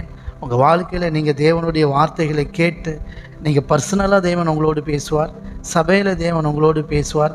அந்த வார்த்தையெல்லாம் கேட்டு உங்கள் வாழ்க்கையில் நீங்கள் செயல்படுத்தும் போது, கீழ்ப்படியும் போது தேவனும் அநேக நன்மைகளையும் மேன்மைகளையும் உங்கள் வாழ்க்கையில் கட்டவிழ்ப்பார், கட்டளையிடுவார். ஆமென். நீங்கள் சுதந்திரிப்பீர்கள். உங்களுக்கு எல்லாருக்குமே, நம்ம எல்லாருக்குமே வாக்குத்தத்தம் கொடுத்துருப்பார், தீர்க்க தரிசனம் கொடுத்துருப்பார். கண்டிப்பாக பெரிய பெரிய தீர்க்க தரிசனத்தையும் பெரிய அழைப்போடு தான் நம்மளை அழைச்சிருப்பார். சிலருக்கு அது தெரிஞ்சிருக்கலாம், சிலருக்கு தெரியாமல் இருக்கலாம். நம்ம மேலே இருக்கிற அழைப்பு என்ன, பெரிய திட்டம் என்ன, தேவனுடைய வாக்குத்தத்தம் என்ன, தீர்க்க தரிசனம் என்ன அப்படிங்கிறது நமக்கு தெரிஞ்சிருக்கும், சிலர் தெரியாமல் இருப்பீங்க. ஆமாம், தெரிஞ்சு வச்சுக்கோங்க. உங்களுக்கு தேவன் என்ன வாக்குத்தத்தம் தந்திருக்கிறார், என்ன தீர்க்க தரிசனம் தந்திருக்கிறார், அதை தெரிஞ்சுட்டு அந்த பாதையில் போங்க. தேவன் நிச்சயமாக அதை எல்லாவற்றையும் நிறைவேற்றுவார். அவ்வளோ பெரிய திட்டத்தை தேவன் உங்கள் பேரில் வச்சுருக்கிறார். ஓகே, கர்த்தர் நல்லவர். ஆமென். அதை தான் பாருங்கள், ரோமர் 4வது அதிகாரம், கலாத்தியர் 3வது அதிகாரத்துலலாம் பேசப்பட்டிருக்கும். பாருங்கள், 3வது வசனம், ரோமர் 4:3. வேத வாக்கியம் என்ன சொல்லுகிறது? ஆபிரகாம் தேவனை விசுவாசித்தான், அது அவனுக்கு நீதியாக எண்ணப்பட்டது என்று சொல்லுகிறது. சரிங்களா? கிரியை செய்கிறவனுக்கு வருகிற கூலி கிருபை எண்ணப்படாமல் கடன் எனப்படும் சொல்லிட்டு சொல்கிறாரு. ஒருவன் கிரியை செய்யாமல் பாவியை நீதிமான் ஆக்கிறவனிடத்தில் விசுவாசம் வைக்கிறவனாக இருந்தால் அவனுடைய விசுவாசமே அவனுக்கு நீதியாக எண்ணப்படும். தேவனுடைய வார்த்தைக்கு கீழ்ப்படிந்து நடக்கிறோம் இல்லையா? அந்த கீழ்ப்படிதலே விசுவாசம். அந்த விசுவாசமே அதுதான் நீதி. அவருடைய வார்த்தைக்கு கீழ்ப்படிந்து நடக்கிறோம் இல்லையா? அதுதான் நீதி. இப்போ பாருங்கள், யோவான் ஸ்நானம் ஞானஸ்தானம் கொடுக்கும்போது ஏசப்பா போய் ஞானஸ்தானம் எடுக்க போவார். அப்போ யோவான் ஸ்நானம் சொல்லுவாப்புல, உங்கள் கையால் நான் ஞானஸ்தானம் எடுக்கணும், அதுதான் சரி. இப்படி இருக்கும்போது நீங்கள் எப்படி எங்கிட்ட ஞானஸ்தானம் எடுக்க வரலாம் அப்படின்னப்போ ஏசப்பா சொல்லுவார், இப்பொழுது இடம் கொடு, இப்படி எல்லா நீதியும் நிறைவேற்றுவது தேவனுக்கு சித்தமாக இருக்கிறது அப்படிம்பார். கையை தட்டி அப்படி தேவன் சொல்லியிருக்கிறார் கர்த்தரா இயேசு கிறிஸ்துட்ட. சரிங்களா? நீ எப்படி யோவான் ஸ்தானத்தை போய் ஞானஸ்தானம் அதை ஏசப்பா கீழ்ப்படிஞ்சு செயல்படுத்துகிறாங்க. இதுதான் தேவனுடைய நீதி. தேவனுடைய சத்தத்துக்கு கீழ்ப்படிஞ்சு, தேவனுடைய வார்த்தைக்கு கீழ்ப்படிஞ்சு, தேவனுடைய வசனத்துக்கு கீழ்ப்படிஞ்சு நம்ம நடக்கிறோம் பார்த்தீங்களா, அதுதான் தேவனுடைய பார்வையில் நீதி. கர்த்தராகிய இயேசு கிறிஸ்து சொந்த இரட்சகரை ஏற்றுக்கொண்ட நாம் எல்லோரும் நீதிமான்கள் என்று வேதம் சொல்லுது. புரியுதுங்களா? இயேசப்பா சொந்த இரட்சகரை ஏற்றுக்கொண்ட நாம், ஆமாம், சுவிசேஷத்தை விசுவாசித்து, கர்த்தராகிய இயேசு கிறிஸ்துவை விசுவாசித்து ஏற்றுக்கொண்ட நாம், அவரை சொந்த இரட்சகரை ஏற்றுக்கொண்ட நாம் நீதிமான்கள் என்று வேதம் சொல்லுது. அவருடைய இரத்தத்தினால் கழுவப்பட்டு, பாவங்களால் கழுவப்பட்ட ராஜாக்களாகவும் ஆசாரியர்களாகவும் தேவனுக்கு முன்பாக நிற்கிற தேவனுடைய புத்திரர்கள், தேவனுடைய பிள்ளைகள் என்று வேதம் சொல்லுது. ராஜரீக ஆசாரிய கூட்டம் என்று வேதம் சொல்லுது. புரியுதுங்களா? இயேசப்பாவை ஏற்றுக்கொண்டு வாழ்கிற இந்த வாழ்க்கையில் இவ்வளோ பெரிய ஆசீர்வாதம் இருக்குது. நீங்கள் விலையேற பெற்றவர்கள், நீங்கள் அவருடைய இரத்தத்தினால் பாவங்களற கழுவப்பட்ட நீதிமான்கள், நீங்கள் நீதிமான்கள் ஆக்கப்பட்டிருக்கிறீர்கள், நீங்கள் பரிசுத்தவான்கள் ஆக்கப்பட்டிருக்கிறீர்கள். அப்படி தான் வசனம் சொல்லுது. நீங்களும் நானும், வேதம் சொல்லுது பாருங்கள், வெளிப்படுத்தின விசேஷத்தில், நம்மிடத்தில் அன்பு கூர்ந்து நம்மை பாவங்களற கழுவி, அவருடைய இரத்தத்தினாலே நம்முடைய பாவங்களற கழுவி பிதாவாகிய தேவனுக்கு முன்பாக நம்மை ராஜாக்களாகவும் ஆசாரியர்களாகவும் ஆக்கின அவருக்கே என்றென்றைக்கும், ஆமாம், துதியும் கனமும் புகழும் உண்டாவதாக அப்படின்னு சொல்லியிருக்கு இல்லையா? அப்போ பாருங்கள், அப்படி நம்மளை மாற்றி இருக்கிறார். அப்போ பாருங்கள், என்னைக்கு ஏசப்பா சொந்த இரட்சகராக ஏற்றுக்கொண்டு நீங்கள் அவரை சுவிசேஷத்தை விசுவாசித்து, அவருடைய மரணத்தை, அவருடைய உயிர்த்தெழுதலை விசுவாசித்து, அவர் தான் என் கடவுள், அவர் தான் என்னுடைய இரட்சகர் அப்படின்னு ஏற்றுக்கொண்டீங்களோ, அங்கேருந்து உங்கள் வாழ்க்கை ஸ்டார்ட் ஆகுது. சரிங்களா? ஆமாம், வாக்குத்தத்தம் பூரா நமக்கு சொந்தமாகுது. ஓகே, கர்த்தர் நல்லவர் பாருங்க. ஆமேன், ஆமேன். ஓ தேங்க்யூ டாடி, ஹல்லேலூயா. அப்படி தான் பாருங்கள் வசனம் சொல்லுது. 18வது வசனம் பாருங்கள். உன் சந்ததி இவ்வளவா இருக்கும் என்று சொல்லப்பட்டபடியே தான் அநேக ஜாதிகளுக்கு தகப்பனாவதை நம்புகிறதுக்கு ஏதுவில்லாதிருந்தோ அதை நம்பிக்கையோடு விசுவாசித்தான். அவன் விசுவாசத்தில் பலவீனமாக இருக்கவில்லை. அவன் ஏறக்குறைய 100 வயது உள்ளவனாக இருக்கும்போது தன் சரீரம் செத்து போனதையும் சாராளுடைய கற்பம் செத்து போனதையும் எண்ணாதிருந்தான். தேவனுடைய வாக்குத்தத்தத்தை குறித்து அவன் அவிசுவாசமாய் சந்தேகப்படாமல், அதான் ரொம்ப முக்கியம், தேவனுடைய வார்த்தை குறித்து, வாக்குத்தத்தத்தை குறித்து அவிசுவாசமாய் சந்தேகப்படாமல், தேவன் வாக்குத்தத்தம் பண்ணினதை நிறைவேற்ற வல்லமுள்ளவராக இருக்கிறார் என்று முழு நிச்சயமாய் நம்பி தேவனை மகிமைப்படுத்தி விசுவாசத்தில் வல்லவனானான். ஆகையால் அது அவனுக்கு நீதியாக எண்ணப்பட்டது. அது அவனுக்கு நீதியாக எண்ணப்பட்டது என்பது அவனுக்கு மாத்திரமல்ல நமக்காகவும் எண்ணப்பட்டிருக்கிறது. கையை தட்டி ஆமேன், ஹல்லேலூயா அப்படி சொல்லிட்டு, நம்முடைய கர்த்தராகிய இயேசு கிறிஸ்துவை மரித்தோரிலிருந்து எழுப்பினவரை விசுவாசிக்கிற நமக்கும் அப்படியே எண்ணப்படும். கையை தட்டி எதோட சேர்க்கிறாப்புல பார்த்தீங்களா? அன்னைக்கு தேவனுடைய வார்த்தை வரும்போது ஆபிரகாம் அதை நம்பி செயல்பட்டாப்புல. 100 வயசு 99 வயசில் இருக்கும்போது அடுத்த தடவை வரும்போது குழந்தை பிறக்குன்னு சொன்னப்போ அப்படியே நம்பினான். இஸ்மவேலையும் நான் ஆசீர்வதிப்பேன், ஒன்றையும் ஆசீர்வதிச்சு உன் கையில் ஒரு குழந்தை இருக்கும், அவனுக்கு ஈசாக்குன்னு பேர் வைன்னு சொல்லிட்டு போனார். சாராலும் அப்படி தான் சொல்லும்போது நகைச்சாப்பில், ஆனாலும் அடுத்த தடவை வரும்போது கண்டிப்பாக உங்கள் கையில் குழந்தை இருக்குன்னப்போ வாக்குத்தத்தம் பண்ணின ஒரு உண்மை உள்ளவர் என்று முழு நிச்சயமாக நம்பி விசுவாசித்து தேவனை மகிமைப்படுத்தி விசுவாசத்தில் வல்லவர்கள் ஆனார்கள். புரியுதுங்களா? அப்படித்தான் பாருங்கள் வசனம் சொல்லுது பாருங்கள். நம்முடைய கர்த்தராகிய இயேசு கிறிஸ்துவை மரித்தோரிலிருந்து எழுப்பினவரை விசுவாசிக்கிற நமக்கும் அப்படி எண்ணப்படும். ஆபிரகாமுக்கு சொன்ன வார்த்தை வாக்குத்தத்தம் நம்புறதுக்கு ஏதும் இல்லாதது. சரீரம் செத்து போச்சு, 100 வயசில் உனக்கு குழந்தை கட்டாயம் பிறக்கும், அடுத்த தடவை வரும்போது குழந்தை இருக்குன்னு சொன்னப்போ அதை நம்புறதுக்கு ஒரு தனி கட்ஸ் வேணும். அதை நம்பினான், விசுவாசித்தாங்க. சாராலும் நம்பினாப்புல, ஆபிரகாம் நம்பினாப்புல. அதன் பிரகாரம் குழந்தை பிறந்தது 100 வயசில். அதை தான் சொல்கிறாப்புல. இப்போ பாருங்கள், நம்முடைய கர்த்தராகிய இயேசு மரித்தோரிலிருந்து எழுப்பினவரை விசுவாசிக்கிற நமக்கும் அப்படியே நடக்கும்.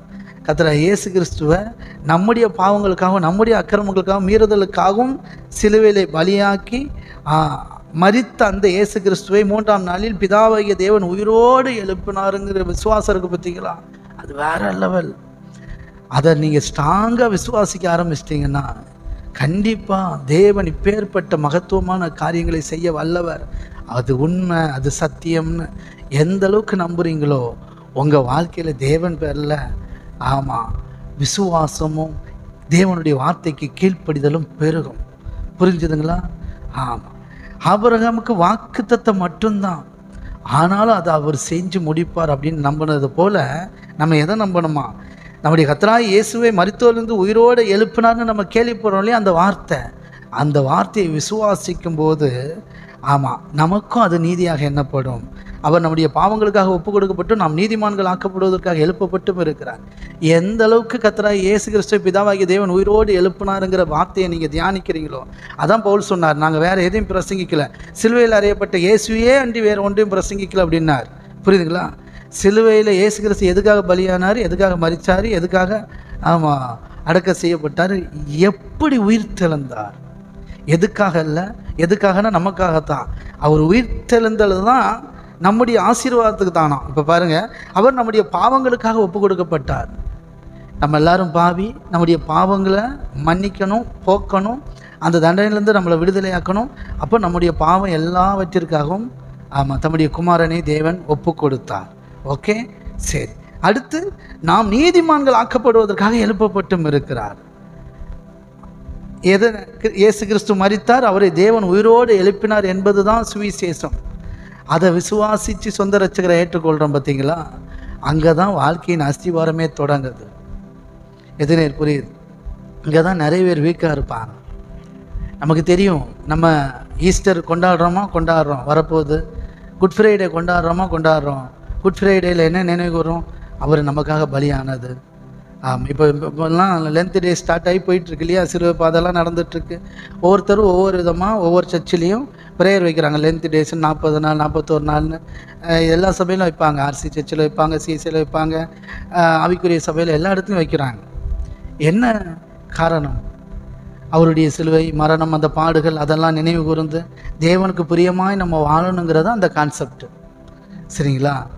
அந்த மாதிரி நடக்கிறோமாங்கிறது ரொம்ப முக்கியம்.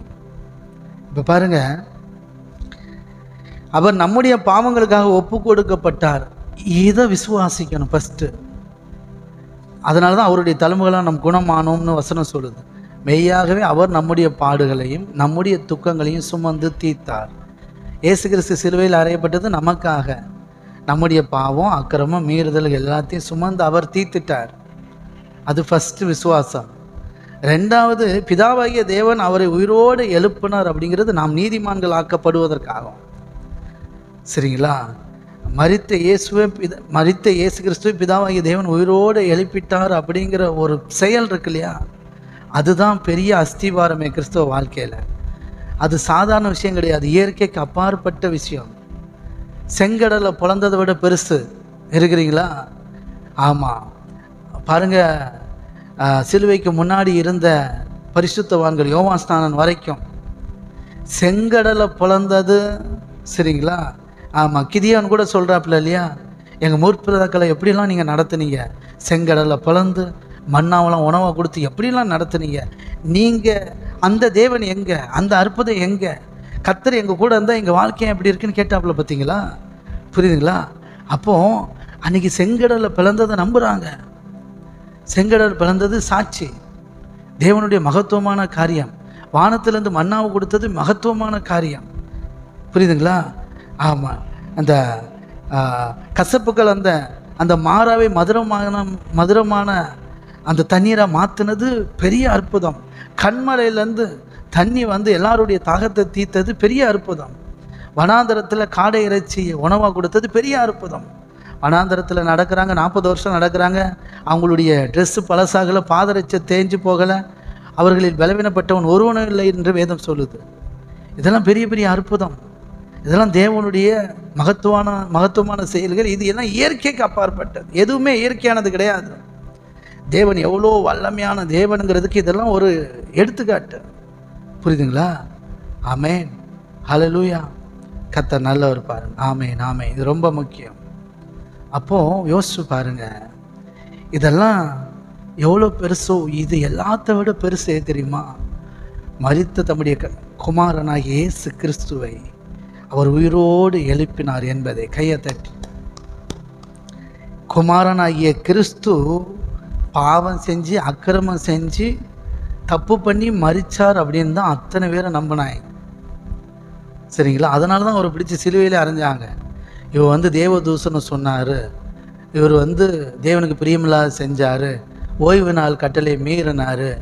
சரிங்களா?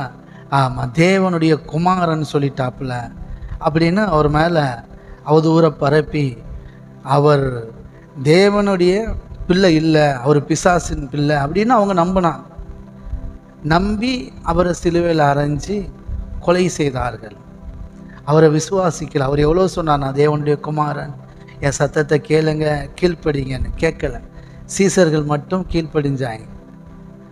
சீசர்கள் மட்டும் அவருடைய வார்த்தைக்கு கீழ்ப்படிஞ்சு கொஞ்சம் பேர் மட்டும் இருந்தாங்க. மற்ற யாரும் கீழ்ப்படியல.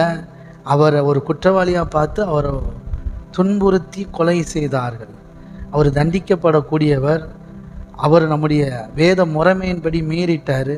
அவர் தேவனுக்கு பிரியமாக வாழலை, தேவனுக்கு பிரியமில்லாத காரியத்தெல்லாம் செஞ்சிட்டார். அதனால் அவரை சிலுவையில் அரைஞ்சே ஆகணும் அப்படின்னு வைராக்கியமாக சிலுவையில் அரைஞ்சாங்க. அவரை விசுவாசிக்கல, அவரை நம்பலை. புரியுதுங்களா? அதை தான் செஞ்சாங்க. மிகப்பெரிய காரியம். அவரை பற்றுகிற விசுவாசமே இல்லை. சரிங்களா? அப்போது அதுதான் ஏசாயாவில் அழகாக இருக்கும் பாருங்கள். நம்ம வாசிப்போம், இதை பார்த்துட்டு அதை எடுத்து வாசிப்போம். நம்முடைய பாவங்களுக்காகத்தான் அவர் ஒப்பு கொடுக்கப்பட்டார். சரி, கத்தனால். அப்போ பாருங்கள், அவர் நம்முடைய பாவங்களுக்காக ஒப்பு கொடுக்கப்பட்டும் நாம் நீதிமான்கள் ஆக்கப்படுவதற்காக எழுப்பப்பட்டும் இருக்கிறார். இப்போ யோசிச்சு பாருங்கள், அவர் நமக்காக தான், நம்முடைய பாவங்களுக்காக தான் ஒப்பு கொடுக்கப்பட்டார். ஆனால் இவங்க எப்படி அவர் விசுவாசிக்கலை, ஏசப்பா விசுவாசிக்கலை. என்ன சொன்னாங்க? அவர் பாவி அப்படி இப்படின்லாம் சொன்னாங்க. அதை தான் ஏசாயா தீர்க்கதரிசன புஸ்தகத்தில் பாருங்கள், ஏசாயா 53 5 எடுங்க பாருங்கள். 1லேருந்து நான் வாசிக்கிறேன். ஏசாயா தீர்க்கதரிசி சொல்கிறார், பின்னாடி நடக்க போகிறத சொல்கிறார். நல்லா புரிஞ்சுக்கோங்க. எங்கள் மூலமாய் கேள்விப்பட்டதை விசுவாசித்தவன் யார்? கர்த்தருடைய புயம் யாருக்கு வெளிப்பட்டது? புரியுதுங்களா? ஆமாம், அப்படி சொல்லிட்டு எங்கள் மூலமாய் கேள்விப்பட்டதை விசுவாசித்தவன் யார்? இப்போ பாருங்கள், யோவான் எழுதின சுவிசேஷம் எடுங்க, 12வது அதிகாரம் எடுங்க, 36. நல்லா புரிஞ்சுக்கோங்க. ஒளி உங்களோடு இருக்கையில் நீங்கள் ஒளியின் பிள்ளைகள் ஆகும்படி ஒளியிடத்தில் விசுவாசமாக இருங்கள். கையை தட்டி, ரொம்ப முக்கியமான வார்த்தை. ஒளி உங்களோடு இருக்கையில் நீங்கள் ஒளியின் பிள்ளைகள் ஆகும்படிக்கு ஒளியின் இடத்தில் விசுவாசமாக இருங்கள் என்று இவைகளை இயேசு சொல்லி அவர்களை விட்டு மறைந்தார். இவர் இத்தனை அற்புதங்களை அவர்களுக்கு முன்பாக செய்திருந்தும் அவர்கள் அவரை விசுவாசிக்கவில்லை. அதான் பிரச்சனை. பாருங்க, பழைய ஏற்பாட்டிலேயே அப்படித்தான் அநேக அற்புதங்களை கர்த்தர் செஞ்சார். அவங்க அவரை விசுவாசிக்கலைன்னா அவருடைய வார்த்தைக்கு கீழ்ப்படியலை. சரிங்களா? இஸ்ரேல் ஜனங்கள் அதே தான் இங்கே ஏசப்பா சொல்கிறாரு, எவ்வளோ அற்புதம் செஞ்சும் நீங்கள் என்ன நம்பலை, என்ன விசுவாசிக்கலை, நான் சொல்கிற வார்த்தையை நீங்கள் கேட்க மாட்டேன்றீங்க, நம்ப மாட்டேன்றீங்க, கீழ்ப்படிய மாட்டேன்றீங்க அப்படின்னு சொன்னால். அப்படி சொல்லிட்டு தான் 38, கர்த்தாவே எங்கள் மூலமாக கேள்விப்பட்டதை விசுவாசித்தவன் யார்? கர்த்தருடைய புயம் யாருக்கு வெளிப்பட்டது என்று ஏசாயா தீர்க்கதரிசி சொன்ன வசனம் நிறைவேறும்படி இப்படி நடந்தது. சரிங்களா? அப்போது ஆகையால் அவர்கள் விசுவாசிக்க மாட்டாமல் போனார்கள் ஏனெனில் ஏசாயா பின்னும் சொல்கிறான், அவர்கள் கண்களால் காணாமலும் இருதயத்தினால் உணராமலும் குணப்படாமலும் இருக்கும்படிக்கு நான் அவர்களை ஆரோக்கியமாகாமல் இருக்கும்படிக்கு அவர்களுடைய கண்களை அவர் குருடாக்கி அவர்கள் இருதயத்தை கடினமாக்கின என்றான். ஏசாயா அவருடைய மகிமையை கண்டு அவரை குறித்து பேசுகிற போது இவைகளை சொன்னான். ஆகிலும் அதிகாரிகளில் அநேகர் அவரிடத்தில் விசுவாசம் வைத்தார்கள். அப்படி இருந்தும் ஜெப ஆலயத்துக்கு புறம்பாகாதபடிக்கு பரிசேயர் நிமித்தம் அதை அறிக்கை பண்ணாதிருந்தார்கள். புரியுதுங்களா? அவர்கள் தேவனால் வருகிற மகிமையை பார்க்கிலும் மனுஷரால் வருகிற மகிமை அதிகமாய் விரும்பினார்கள். அப்பொழுது சத்தமிட்டு இயேசு சொன்னார், என்னிடத்தில் விசுவாசமாக இருக்கிறவன் என்னிடத்தில் அல்ல, என்னை அனுப்பின பிதாவினிடத்தில் விசுவாசமாக இருக்கிறான். என்னை காண்கிறவன் என்னை அனுப்பினவரை காண்கிறான். என்னிடத்தில் விசுவாசமாக இருக்கிற எவனும் இருளில் இராதபடிக்கு நான் உலகத்தில் ஒளியாக வந்தேன். ஒருவன் என் வார்த்தைகளை கேட்டும், கையை தட்டி, ரொம்ப முக்கியம், ஒருவன் என்னுடைய வார்த்தைகளை கேட்டும் விசுவாசியாமல் போனால் அவனை நான் நியாயம் தீர்ப்பதில்லை. நான் உலகத்தை நியாயம் தீர்க்க வராமல் உலகத்தை ரட்சிக்கத்தான் நான் வந்திருக்கிறேன். என்னை தள்ளி என் வார்த்தைகளை ஏற்றுக்கொள்ளாதவனை நியாயம் தீர்க்கிறது ஒன்று இருக்கிறது. நான் சொன்ன வசனமே அவனை கடைசி நாளில் நியாயம் தீர்க்கும். நான் சுயமாய் பேசவில்லை, நான் பேச வேண்டியது என்னதென்று உபதேசிக்க வேண்டியது என்னதென்றும் என்னை அனுப்பின பிதா எனக்கு கட்டளையிட்டார். அவருடைய கட்டளைகளை நித்திய ஜீவனாய் இருக்கிறது என்று அறிவேன். ஆகையால் நான் பேசுகிறவைகளை பிதா எனக்கு சொன்னபடியே பேசுகிறேன் என்றார். கையை தட்டி நல்லா புரிஞ்சுக்கோங்க, ரொம்ப முக்கியமான வார்த்தை. ஏசப்பா பிதாவாகிய தேவன் என்ன சொன்னாரோ அதைத்தான் பேசினார் ஜனங்கள்கிட்ட. ஆனால் அவங்க அதை ஏற்றுக்கொள்ளலை, அவங்க நம்பவே இல்லை. இப்போ அங்கே வாங்க, அவங்க அவரை விசுவாசிக்கவே இல்லை. இப்போ ஏசாயா புஸ்தகத்தில் பாருங்கள், ஏசாயா 53:1, எங்கள் மூலமாக கேள்விப்பட்ட விசுவாசித்தவன் யார்? கர்த்தருடைய பயம் யாருக்கு வெளிப்பட்டது? இளங்கிளையை போலவும் வறண்ட நிலத்திலிருந்து துளிர்க்கிற வேரை போலவும் அவனுக்கு முன்பாக எழும்புகிறார். அவருக்கு அழகும் இல்லை, சௌந்தரியமும் இல்லை. அவரை பார்க்கும்போது நாம் அவரை விரும்பத்தக்க ரூபம் அவருக்கு இல்லாதிருந்தது. அவரை அவர் அசட்டை பண்ணப்பட்டவரும் துக்கம் நிறைந்தவரும் பாடு அனுபவித்தவருமாக இருந்தார். அவரை விட்டு நம்முடைய முகங்களை மறைத்து கொண்டோம். அவர் அசட்டை பண்ணப்பட்டிருந்தார், அவரை எண்ணாமல் போனோம். மெய்யாகவே அவர் நம்முடைய பாடுகளை ஏற்றுக்கொண்டு நம்முடைய துக்கங்களை சுமந்தார். நாமோ அவர் தேவனால் அடிபட்டு வாதிக்கப்பட்டு சிறுமைப்பட்டவர் என்று எண்ணினோம். புரியுதுங்களா? இப்போ உங்களுக்கு புரியுமா சொன்னால், ஏசப்பா நமக்காக வந்தார். நம்முடைய பாவங்கள் அக்கிரமங்கள் எல்லாத்தையும் சுமந்து கொண்டதுனால, சரிங்களா, நமக்காக பலியாகிறதுக்காக வந்தால். நம்முடைய அக்கிரமங்கள் பாவங்கள் எல்லாத்தையும் சுமந்துக்கிட்டு தன்னையே ஒப்பு கொடுத்தார். இவங்க அவரை பிடிச்சி அடித்தாங்க, சிலுவையில் அரைஞ்சாங்க. அந்த சிலுவையில் அவர் நம்மப்பட வேண்டிய வலி வேதனையும் எல்லாத்தையும் அவர் சுமந்து தான் மரித்தார். அவர் மரிக்க வேண்டிய அவசியமே இல்லை. நல்லா புரிஞ்சுக்குவாங்க, ஏசப்பாவை யாராலையும் கொல்ல முடியாது. ஏன்னா அவரை மரணம் ஆளுகை செய்ய முடியாது. அவர் ஒரு பாவம் செய்யாதவர். அவர் நமக்காக தான் வந்தார். நம்முடைய பாவங்களை சுமந்து கொண்டதுனால தான் அவங்க ஈஸியாக கொலை பண்ணிட்டாங்க. இல்லைன்னா அவரை கொன்றிருக்கவே முடியாது. புரிஞ்சுதுங்களா? அந்த இயேசு கிறிஸ்துவை நீங்கள் கொலை செய்தீர்கள் அப்படின்னு சொல்லப்பட்டிருக்கு இல்லையா? அப்போஸ்தலர்கள் சொல்லுவாங்க பாருங்கள். அப்போது அவரை விசுவாசிக்காமல், அவரை ஏற்றுக்கொள்ளாமல், அவர் தேவதூஷணம் சொல்கிறாரு, அவர் பிசாசு கூட்டத்தின் தலைவன் அப்படின்னு சொல்லி அவருடைய வசனத்துக்கு கீழ்ப்படியாமல் அவருக்கு எதிர்த்து நின்றாங்க. அவர் செய்த அற்புதங்கள் அடையாளங்களை பார்த்தும் இவர் போகிற போக்கு சரியில்லை, அவங்க இருளான வாழ்க்கை வாழ்ந்துட்டுருக்கிறாங்க, இவர் வெளிச்சமாக இருக்கிறாரு, அவங்களால ஒத்து போக முடியல. அதனால் இவரை காலி பண்ணணும்னு முடிவு பண்ணிட்டாங்க. எப்படி ஆபேல் தேவனுக்கு பிரியமாக இருந்தான், காயின் அவனை கொலை பண்ணி அவனை காலி பண்ண முடிவு பண்ணானோ, ஆனால் ஆபேல் செத்து காயின் காணாமல் போயிட்டான். ஆபேல் இன்ன வரைக்கும் உயிரோடு இருக்கிறான் இல்லையா? அப்படித்தான் கர்த்தராகிய இயேசு கிறிஸ்து தேவனுடைய பிள்ளையாக இருந்து தேவனுடைய வார்த்தையை பிரசங்கிச்சார். ஆனால் ஒருத்தர் ஏற்றுக்கொள்ளலை. அவர் மேலே பழியை போட்டு அவரை சிலுவையில் அரைஞ்சாங்க. அதை தான் சொல்லப்பட்டிருப்பாருங்க. அவர் அசட்டை பண்ணப்பட்டவரும் துக்கம் நிறைந்தவரும் பாடுகளை அனுபவித்தவருமாக இருந்தார். அவரை விட்டு நம்முடைய முகங்களை மறைத்து கொண்டோம். அப்படி தானே பண்ணாங்க. இவன் பாவி சிலுவையிலேருந்து இறங்கி வரட்டும்னு அவமானப்படுத்தினாங்க, கிண்டல் பண்ணாங்க. சரிங்களா? அப்போ அவரை எண்ணாமல் போனோம். மெய்யாகவே அவர் பாவம் செஞ்சு அடிபடலை, நம்முடைய பாடுகளை ஏற்றுக்கொண்டு நம்முடைய துக்கங்களை சுமந்தார். நாமோ அவர் தேவனால் அடிபட்டு வாதிக்கப்பட்டு சிறுமைப்பட்டவர் என்று எண்ணினோம். நம்முடைய மீறுதல் நிமித்தம், கையை தட்டி, நம்முடைய மீறுதல் நிமித்தம் அவர் காயப்பட்டு. அப்படின்னு என்ன அர்த்தம்? இவங்க அக்கிரமம் செஞ்சு அவரை அடித்தாங்க. இருக்கிறீங்களா? அவர் ரொம்ப நல்லவருங்க, நல்லா புரிஞ்சுக்கோங்க. இவங்க அவரை கெட்டவர்னு நினச்சி இவங்க மீறுதலால் தான் அவர் காயப்பட்டார். நம்முடைய அக்கிரமங்கள் நிமித்தம் அவர் நொறுக்கப்பட்டார். நமக்கு சமாதானத்தை உண்டு பண்ண ஆக்கினை அவர் மேல் வந்தது. அவருடைய தழும்புகளால் குணமாகி இருக்கிறோம். கையை தட்டி ஆமேன். அவருடைய தழும்புகளால் நம்ம குணமாகி இருக்கிறோம். ஆமேன், ஆமேன். நாம் எல்லோரும் ஆடுகளைப் போல வழி தப்பி திரிந்து அவனவன் தன் வழியிலே போனோம். கர்த்தரோ நம் எல்லாருடைய அக்கிரமத்தையும் அவர் மேல் விழ பண்ணினார். அவர் நெருக்கப்பட்டும் ஒடுக்கப்பட்டும் இருந்தார், ஆனாலும் தம்முடைய வாயை அவர் திறக்கவில்லை. அடிக்கப்படும்படி கொண்டு போகப்படுகிற ஒரு ஆட்டுக்குட்டியை போலவும் தன்னை மயிர் கத்திருக்கிறவனுக்கு முன்பாக சத்தமிடாது இருக்கிற ஆட்டை போலவும் அவர் தம்முடைய வாயை திறவாதிருந்தார். இப்படி சொல்லும்போது, எங்கள் பிரதர் இது ஏசப்பை பற்றி தான் சொல்லியிருக்கா? ஏசப்பை பற்றி தான் சொன்னார் அப்படின்னா இருக்குது, ஆதாரம் இருக்குது. இந்த வசனத்தை படிங்க, 7வது வசனம். இவ்வளோ நேரம் படித்தது ஏசப்பை பற்றினா, இது ஏசப்பை பற்றினா இவ்வளோ நேரம் படித்தது ஏசப்பை பற்றி தானே. அவர் நெருக்கப்பட்டும் ஒடுக்கப்பட்டும் அவரை பற்றி தானே இங்கே சொல்லப்பட்டிருக்கு. நெருக்கப்பட்டும் ஒடுக்கப்பட்டு இருந்தார், ஆனாலும் தம்முடைய வாயை அவர் திறக்கவில்லை. அடிக்கப்படும்போது அவர் கொண்டு போகப்படுகிற ஒரு ஆட்டுக்குட்டியை போலும் தன்னை மயிர் கத்திருக்கிறவருக்கு முன்பாக சத்தமிடாது இருக்கிற ஆட்டை போலும் அவர் தம்முடைய வாயை திறவாதிருந்தார் அப்படின்னு இருக்கு இல்லையா? சரி, என்னோட கூட எடுத்துக்கொள்ளுங்கள். அப்போஸ்தலர்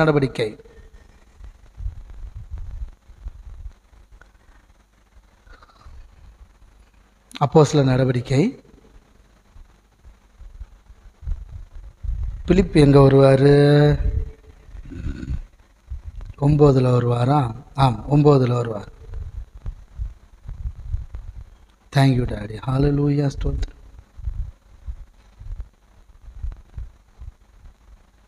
இல்லை 8 இருக்குதா?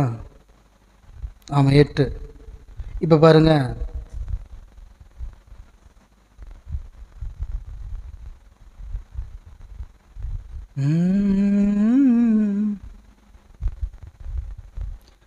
ஆ 26. பின்பு கர்த்தருடைய தூதன் பிலிப்பை நோக்கி, நீ எழுந்து தெற்கு முகமாக எருசலேமிலிருந்து காசா பட்டணத்துக்கு போகிற வனாந்திரத்துக்கு போ அப்படின்ட்டார். அப்போ அங்கே போகிறாப்புல போய் பாருங்கள், எத்தியோப்பியருடைய ராஜஸ்திரியாகிய கந்தாகே என்பவளுக்கு மந்திரி அவளுடைய பொக்கிஷம் எல்லாவற்றிற்கும் தலைவனுமாக இருந்த எத்தியோப்பியனாகிய ஒருவன் பணிந்து கொள்ளும்படி எருசலேமுக்கு வந்திருந்தானான். அவன் ஊருக்கு திரும்பி போது தன் ரதத்தில் உட்காந்து ஏசியா தீர்க்கதரிசன ஆகமத்தை வாசித்து கொண்டிருந்தான். அப்போ ஆவியான சொல்கிறார், நீ போய் அவங்களோட ஜாயிண்ட் ஆகிக்கோ அப்படின்னு பிலிப்பு அனுப்பிட்டார். இப்போ பிலிப்பு ஓடி போய் அந்த ரதத்தில் ஏறிட்டான். இப்போ அவர் நீங்கள் என்ன வாசிக்கிறீங்க அப்படின்னு கேட்டு விசாரிக்கிறேன். அப்போ அவர் சொல்கிறாரு, நான் அந்த ஏசியா புஸ்தகத்தை வாசிக்கிறேன் அப்படின்னப்போ அந்த வாக்கியம் என்ன அப்படின்னு கேட்கும்போது அவர் சொல்கிறாரு, ஒரு ஆட்டை போல அடிக்கப்படுவதற்கு கொண்டு போகப்பட்டார். மயிர் கத்திருக்கிறவனுக்கு முன்பாக சத்தமிடாது இருக்கிற ஆட்டுக்குட்டியை போல அவர் தமது வாயை திறவாதிருந்தார். அவர் தம்மை தாழ்த்தின போது அவருடைய நியாயம் எடுபட்டு போனது. அவருடைய ஜீவன் பூமியிலிருந்து எடுபட்டு போயிற்று. அவருடைய வம்சத்தை யாராலே சொல்ல முடியும் என்பதே. கையை தட்டி ஆமாம், அந்த வசனமும் இந்த வசனமும் ஒன்று. அப்போ நல்லா புரிஞ்சுக்கோங்க. அப்போ அந்த மந்திரி பிலிப்பை பார்த்து கேட்பாரு, தீர்க்கதரிசி யாரை குறித்து சொல்லுகிறார்? கையை தட்டி, யாரை குறித்து தீர்க்கதரிசி சொல்லுகிறார்? தம்மை குறித்தோ அல்லது வேறு ஒருவரை குறித்தோ எனக்கு சொல்ல வேண்டும் என்று கேட்டுக்கொண்டான். அப்பொழுது பிலிப்பு பேச தொடங்கி இந்த வேத வாக்கியத்தை முன்னிட்டு இயேசு கிறிஸ்துவை அவனுக்கு பிரசங்கித்தான். கையை தட்டி, புரியுதுங்களா? தீர்க்கதரிசி தன்னை பற்றி சொல்லலை, இயேசு கிறிஸ்துவை பற்றி தான் சொல்கிறாரு. அவர் தான் இப்படி செஞ்சார் அப்படின்னு ஆமாம் பேச தொடங்கி இந்த வேத வாக்கியத்தை குறித்து இயேசு கிறிஸ்து அவருக்கு பிரசங்கித்தான்.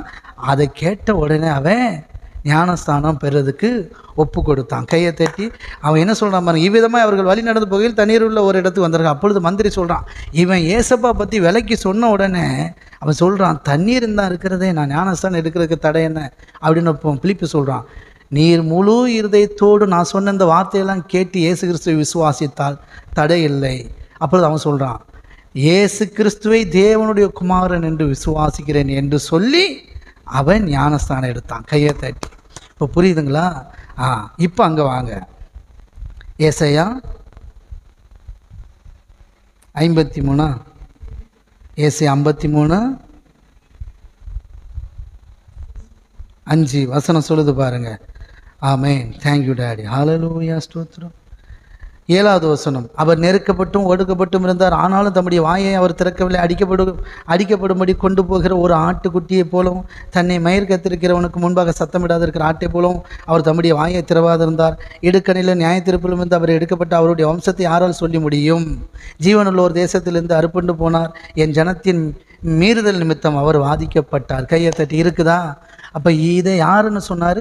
இதுதான் இயேசு அப்படின்னு. அப்போ நல்லா புரிஞ்சுவாங்க, ஏசப்பா நமக்காக தான் வந்தார். இவங்க புரிஞ்சிக்காமல் இந்த யூதர்கள் இவங்க எல்லாரும் சேர்ந்து அவரை என்ன பண்ணாங்க? கொலை பண்ணாங்க. அவரும் ஏன் ஒப்பு கொடுத்தார்னா, நம்முடைய பாவங்களுக்காக, நம்முடைய அக்கிரமங்களுக்காக அவர் தன்னை ஒப்பு கொடுத்தார். ஆமென், ஹல்லேலூயா. இப்போ புரியுதுங்களா?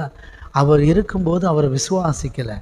அவர் தேவனுடைய குமாரன் எவ்வளோ சொன்னார், எவ்வளோ அற்புதம் அடையாளம் செஞ்சார். யாருமே நம்பலை சார், நம்பலை.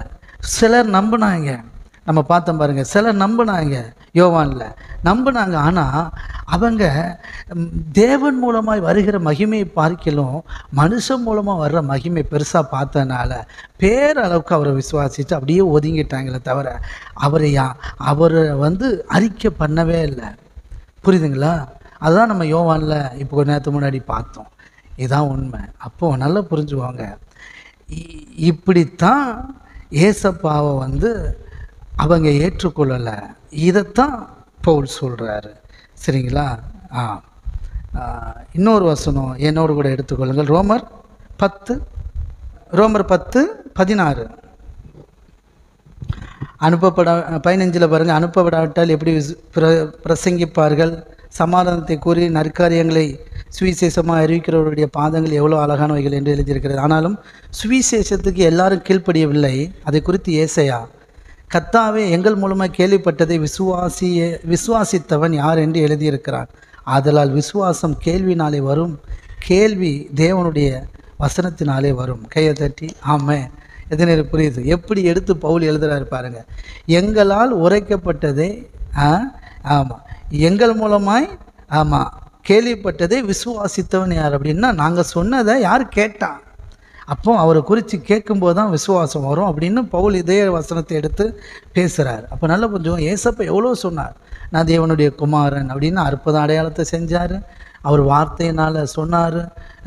மோசே சொல்லியிருக்கிறார், என்னை பற்றி தாவீது பேசியிருக்கிறான்னு எவ்வளோ சொன்னார். ஆனால் அவங்க அதை புரியலை, அது அவங்களுக்கு தெரியலை. ஏன்னா சத்தியத்தை அவங்க அறியாமல் இருந்தாங்க.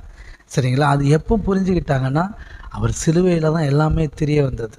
அவர் சிலுவையில் ஆமாம் சிலுவையில் மரித்து உயிர் தெழுந்து பலமாய் ரூபிக்கப்பட்ட தேவகுமாரன் ஆனார். கையை தட்டி ஆமீன். அப்படி தான் வசனம் சொல்லுது பாருங்கள். அவர் தேவனுடைய குமாரன் எவ்வளவோ சொன்னார், யாருமே நம்பலையே. நிறைய பேர் நம்பலை, கொஞ்சம் பேர் தான் நம்பினாங்க. சீசர்கள் நம்பினாங்க, கூட இருந்தவங்க நம்பினாங்க. சரிங்களா?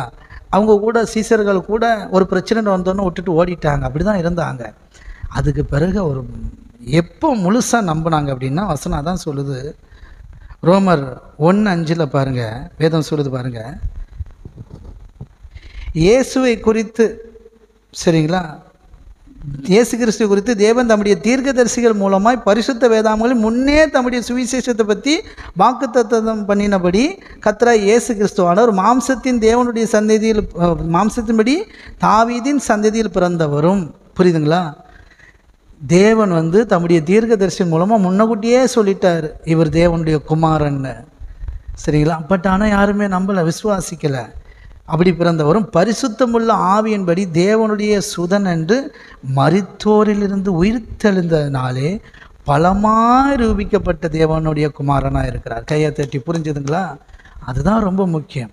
இயேசு வாழ்ந்தப்போ எவ்வளோ அற்புதம் செஞ்சார், அடையாளம் செஞ்சார், நிறைய வார்த்தை சொன்னார். நான் பிதாவின் இடத்துலேருந்து வந்திருக்கிறேன்னு சொன்னார். எல்லாரும் சொன்னாங்க. நிக்கோதேமு கூட சொன்னார், நீங்கள் தேவனிடத்துலேருந்து வரலன்னா இப்படிப்பட்ட காரியங்கள் செய்ய மாட்டீங்க அப்படின்னு என்னமோ சொன்னார். ஆமாம், நம்ம இன்றைக்கி பேசுகிறாலும் ரொம்ப டெப்த்தான காரியம். இதனுடைய பாயிண்டெல்லாம் உங்களுக்கு ஆவியானவர் தான் விலைக்கு தரணும். புரிஞ்சிட்டுனா சூப்பராக இருக்கும். அப்போ எவ்வளோ சொன்னாங்க, பட் ஆனால் விசுவாசிக்கவே முடியலை, நம்பலை. அதனால் அவருடைய வார்த்தைக்கு கீழ்ப்படியலை. ஆனால் இப்போ என்ன நடக்குன்னா, கர்த்தராகிய தேவன், பிதாவாகிய தேவன் அவரை மரித்தோரிலிருந்து உயிரோடு எழுப்பினார். பார்த்தீங்களா? பரிசுத்த ஆவியின் மூலமாக மரித்தோர் உயிரோடு எழுப்பினார். பார்த்தீங்களா? இப்போ இயேசு கிறிஸ்து உயிர்த்தெழுந்து முத யாருக்கு தரிசனமாகிறாரு? மகதலேனா மரியாளிலேருந்து சீசர்களுக்கு தரிசனமாகும் போது அவங்க நம்பினாங்க. மெய்யாகவே அவர் சொன்னது அத்தனையும் உண்மைன்னு அப்போ நம்பினாங்க. கையை தட்டி முன்னக்கூட்டி சொன்னதை பூரா இப்போ நம்புகிறாங்க. ஆமாம், அவர் இப்படி சொன்னார்ல, இப்படி சொன்னார்ல, அப்படி சொன்னார்ல, அது எல்லாமே நடந்துட்டு. அவர் சொன்னார் பாடுபடுவோம் சொன்னார், அடிப்பாங்கன்னு சொன்னார், உயிர்த்தெழுன்னு சொன்னார், எல்லாமே நடந்துட்டு. அப்போ அவர் சொன்ன அத்தனையும் மெய்யா, அவர் சொன்ன அத்தனையும் உண்மையா அப்படின்னு அப்போதான் இவங்க ஏற்றுக்கொண்டாங்க. கையை தட்டி. அதனால தான் சீசர்கள் சொன்னார், நான் உங்களுக்கு சொன்ன கற்பனைகளையும் கட்டளைகளையும் அவர்களுக்கு பிரசங்கம் பண்ணுங்கள் அப்படின்னு சொன்னார். புரியுதுங்களா? அப்புறம்தான் அவங்க நம்பினாங்க. அவர் பேசின ஆதியிலேருந்து பேசினதை பூரா பரிசுத்த ஆவியானவர் அவர்களுக்கு நினைப்பூட்டினார். ஒவ்வொரு இடத்துலையும் அந்த மாதிரி இன்சிடென்ட் நடக்கும்போது இது அவர் சொன்னார் பார்த்தீங்களா, உயிரோடு இருக்கும்போது சொன்னார் அப்படின்னு அவங்க நினைவு கூர்ந்தாங்க. ஆவியானவர் அவங்களுக்கு நினைப்பூட்டினார். புரியுதுங்களா? அப்படித்தான் சீசர்கள் நம்பினாங்க. உயிர்த்தெழுந்து காட்டிட்டார், நான் சொன்னது கரெக்டாக, உயிரோடு வந்துட்டேன் பார்த்தீங்களா அப்படின்னாரு. அதை பார்த்த பிறகுதான் அவரை விசுவாசித்தார்கள். அதுக்கு பிறகு தான் அவருக்காக உயிரை கொடுக்குற அளவுக்கு நின்றாங்க. புரிஞ்சவங்க கையை தட்டி. இப்போ புரியுதுங்களா? அப்படித்தான் மரித்தோரிலிருந்து தேவன் உயிரோடு எழுப்பினால தான் பலமாக ரூபிக்கப்பட்ட தேவனுடைய குமாரனாய் ஆனார். ஆமென். எத்தனை பேர் விசுவாசிக்கிறீங்க?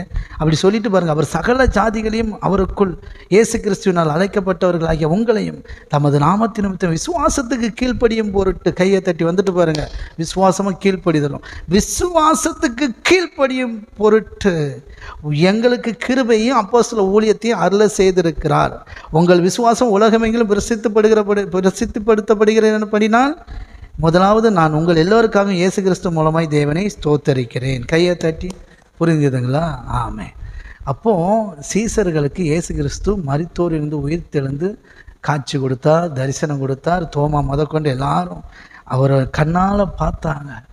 பார்த்து விசுவாசிச்சுட்டு தான் அவருக்காக பக்தி வைராக்கியமாக உயிரே போனாலும் பரவாயில்ல, செத்தாலும் பரவாயில்லன்னு அவருக்காக நின்றாங்க கரங்களை தட்டி. அவர் அதுக்கு காரணம், ஆமாம், அவர் மரித்தோரிலிருந்து உயிரோடு வந்தார். பார்த்தீங்களா? அதுதான். இதை தான் நம்ம பார்த்தோம். எந்த வசனத்தை பார்த்தோம்? ரோமரில்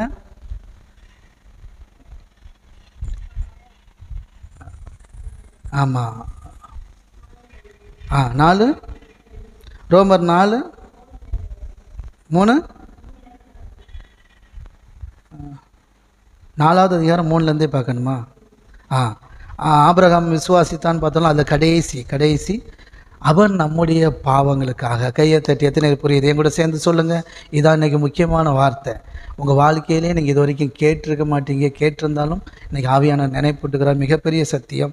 உங்கள் விசுவாசத்துலேயும், நீங்கள் கர்த்தரை பற்றுகிற விசுவாசத்துலேயும் அவருக்கு கீழ்ப்படுதலிலும் பெருகுவீங்க.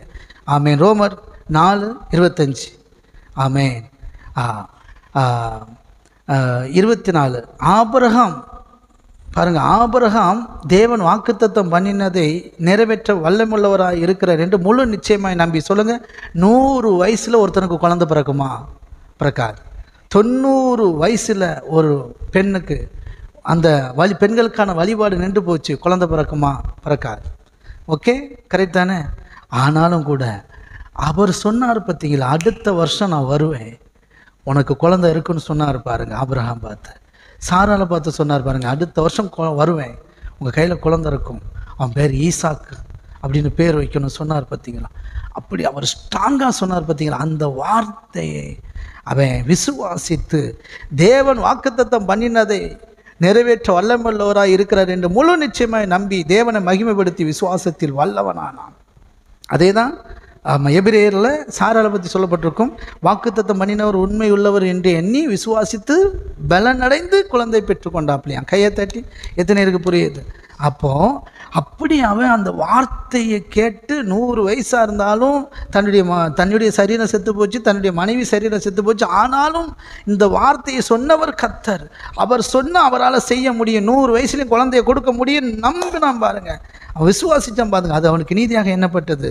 அது அவனுக்காக மாத்திரமல்ல, நமக்காக எழுதப்பட்டது. எத்தனை நம்புறீங்க? நமக்காகவும் எழுதப்பட்டது. அவன் சந்தேகமே படாமல் எபிரேயர் 11 போயிட்டு வந்துடுவோம். அதில் என்ன டீட்டெயிலாக இருக்கும் பாருங்கள். வசனம் சொல்லுது பாருங்க.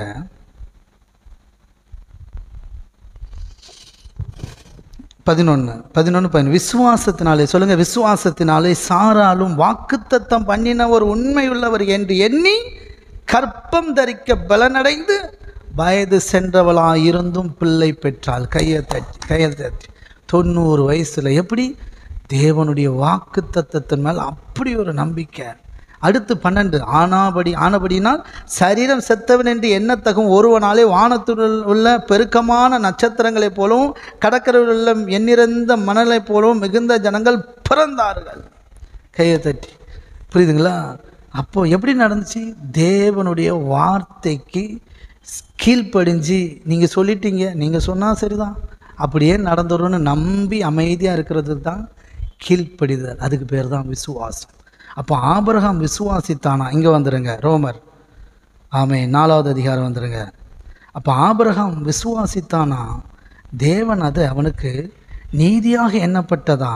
அப்படி சொல்லிட்டு விட்டுருந்தா பரவாயில்ல. 23வது வசனம் சொல்லுது, அது அவனுக்கு நீதியாக எண்ணப்பட்டது என்பது அவனுக்கு மட்டுமல்ல, நமக்காக எண்ணப்பட்டிருக்கிறது, எழுதப்பட்டிருக்கிறது. கையை தட்டி அதுக்கு தான் இது எழுதப்பட்டிருக்குதான். ஆபிரகாமை பற்றி என்னவா? நம்முடைய கர்த்தராகிய இயேசு மரித்தோர் இந்த எழுப்பினவரை விசுவாசிக்கிற நமக்கும் அப்படியே நடக்குமா? கையை தட்டி ஆமாம். பிதாவுடைய வல்லமை எங்கே புரிஞ்சுக்கலான்னா, பிதாவுடைய மகத்துவத்தை எங்கே புரிஞ்சுக்கலான்னா, மரித்த இயேசு உயிரோடு எழுப்பினதான் அவருடைய பவர், இயற்கைக்கும் அப்பாற்பட்ட பவர்.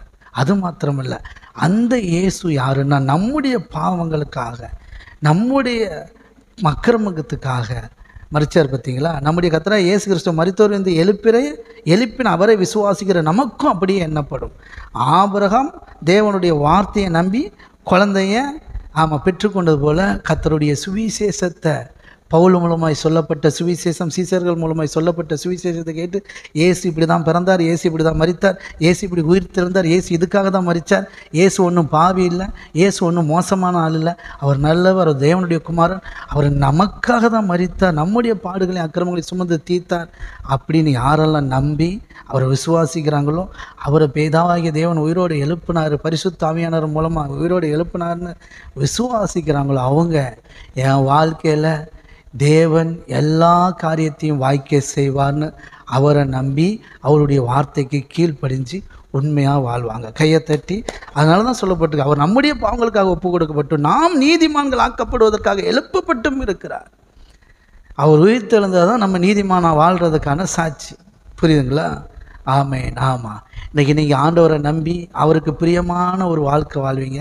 அவருடைய வசனத்தின்படி வார்த்தையின்படி கீழ்ப்படிஞ்சு வாழ்வீங்க இல்லையா? எப்படி வாழ்கிறீங்க? என்ன தைரியத்தில்? அவருடைய வார்த்தையை நம்பி வாழ்கிறீங்க. எப்படி நம்புகிறீங்க? அவர் அவ்வளோ வல்லமையானவர், எவ்வளோ பெரிய தேவை இருந்தாலும் அவர் சந்திப்பார் அப்படிங்கிற விசுவாசம் உங்களுக்கு வரும். ஏன்னா மரித்த இயேசு கிறிஸ்து உயிரோடு எழுப்புனதை நீங்கள் நம்புகிறீங்க, நீங்கள் விசுவாசிக்கிறீங்க. அதனால் நீங்கள் தைரியமாக இருக்கிறீங்க. எத்தனை பேருக்கு புரிஞ்சது? இது ரொம்ப டெப்த்தானது. இது புரிஞ்சுட்டு எனக்கு ரொம்ப பிரயோஜனமானது. உங்களுக்கு ஆவியானவர் புரிய வைப்பாராக. நீங்கள் இதை ரொம்ப ஆவியில் கேட்டிங்கன்னா உங்களுக்கு புரியும். சரிங்களா? ரொம்ப ரொம்ப முக்கியமானது.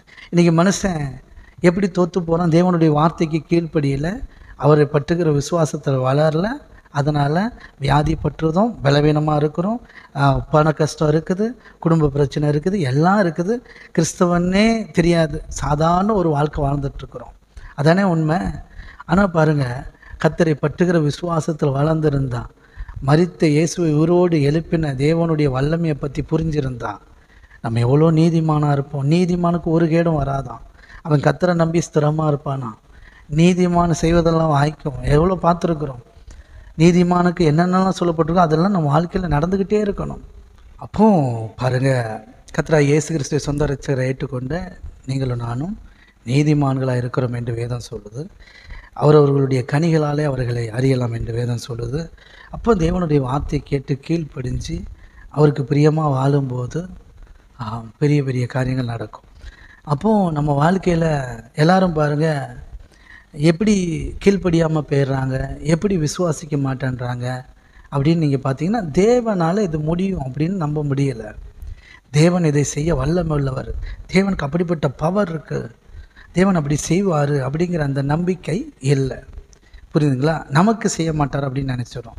நமக்காகத்தான். அதான் வேதம் சொல்லுது, தம்முடைய சொந்த குமாரன் என்றும் பாராமல் அவரே நமக்காக தந்தவர் அவரோடு கூட மற்ற எல்லாவற்றையும் அருளாதிருப்பது எப்படி அப்படின்னு வசனம் சொல்லுது. புரியுதுங்களா? நம்முடைய சொந்த குமாரன் என்றும் பாராமல் பாவியாக இருந்த உங்களுக்காக எனக்காகவும் ஒப்பு கொடுத்தார் இல்லையா பிதாவாகிய தேவன்.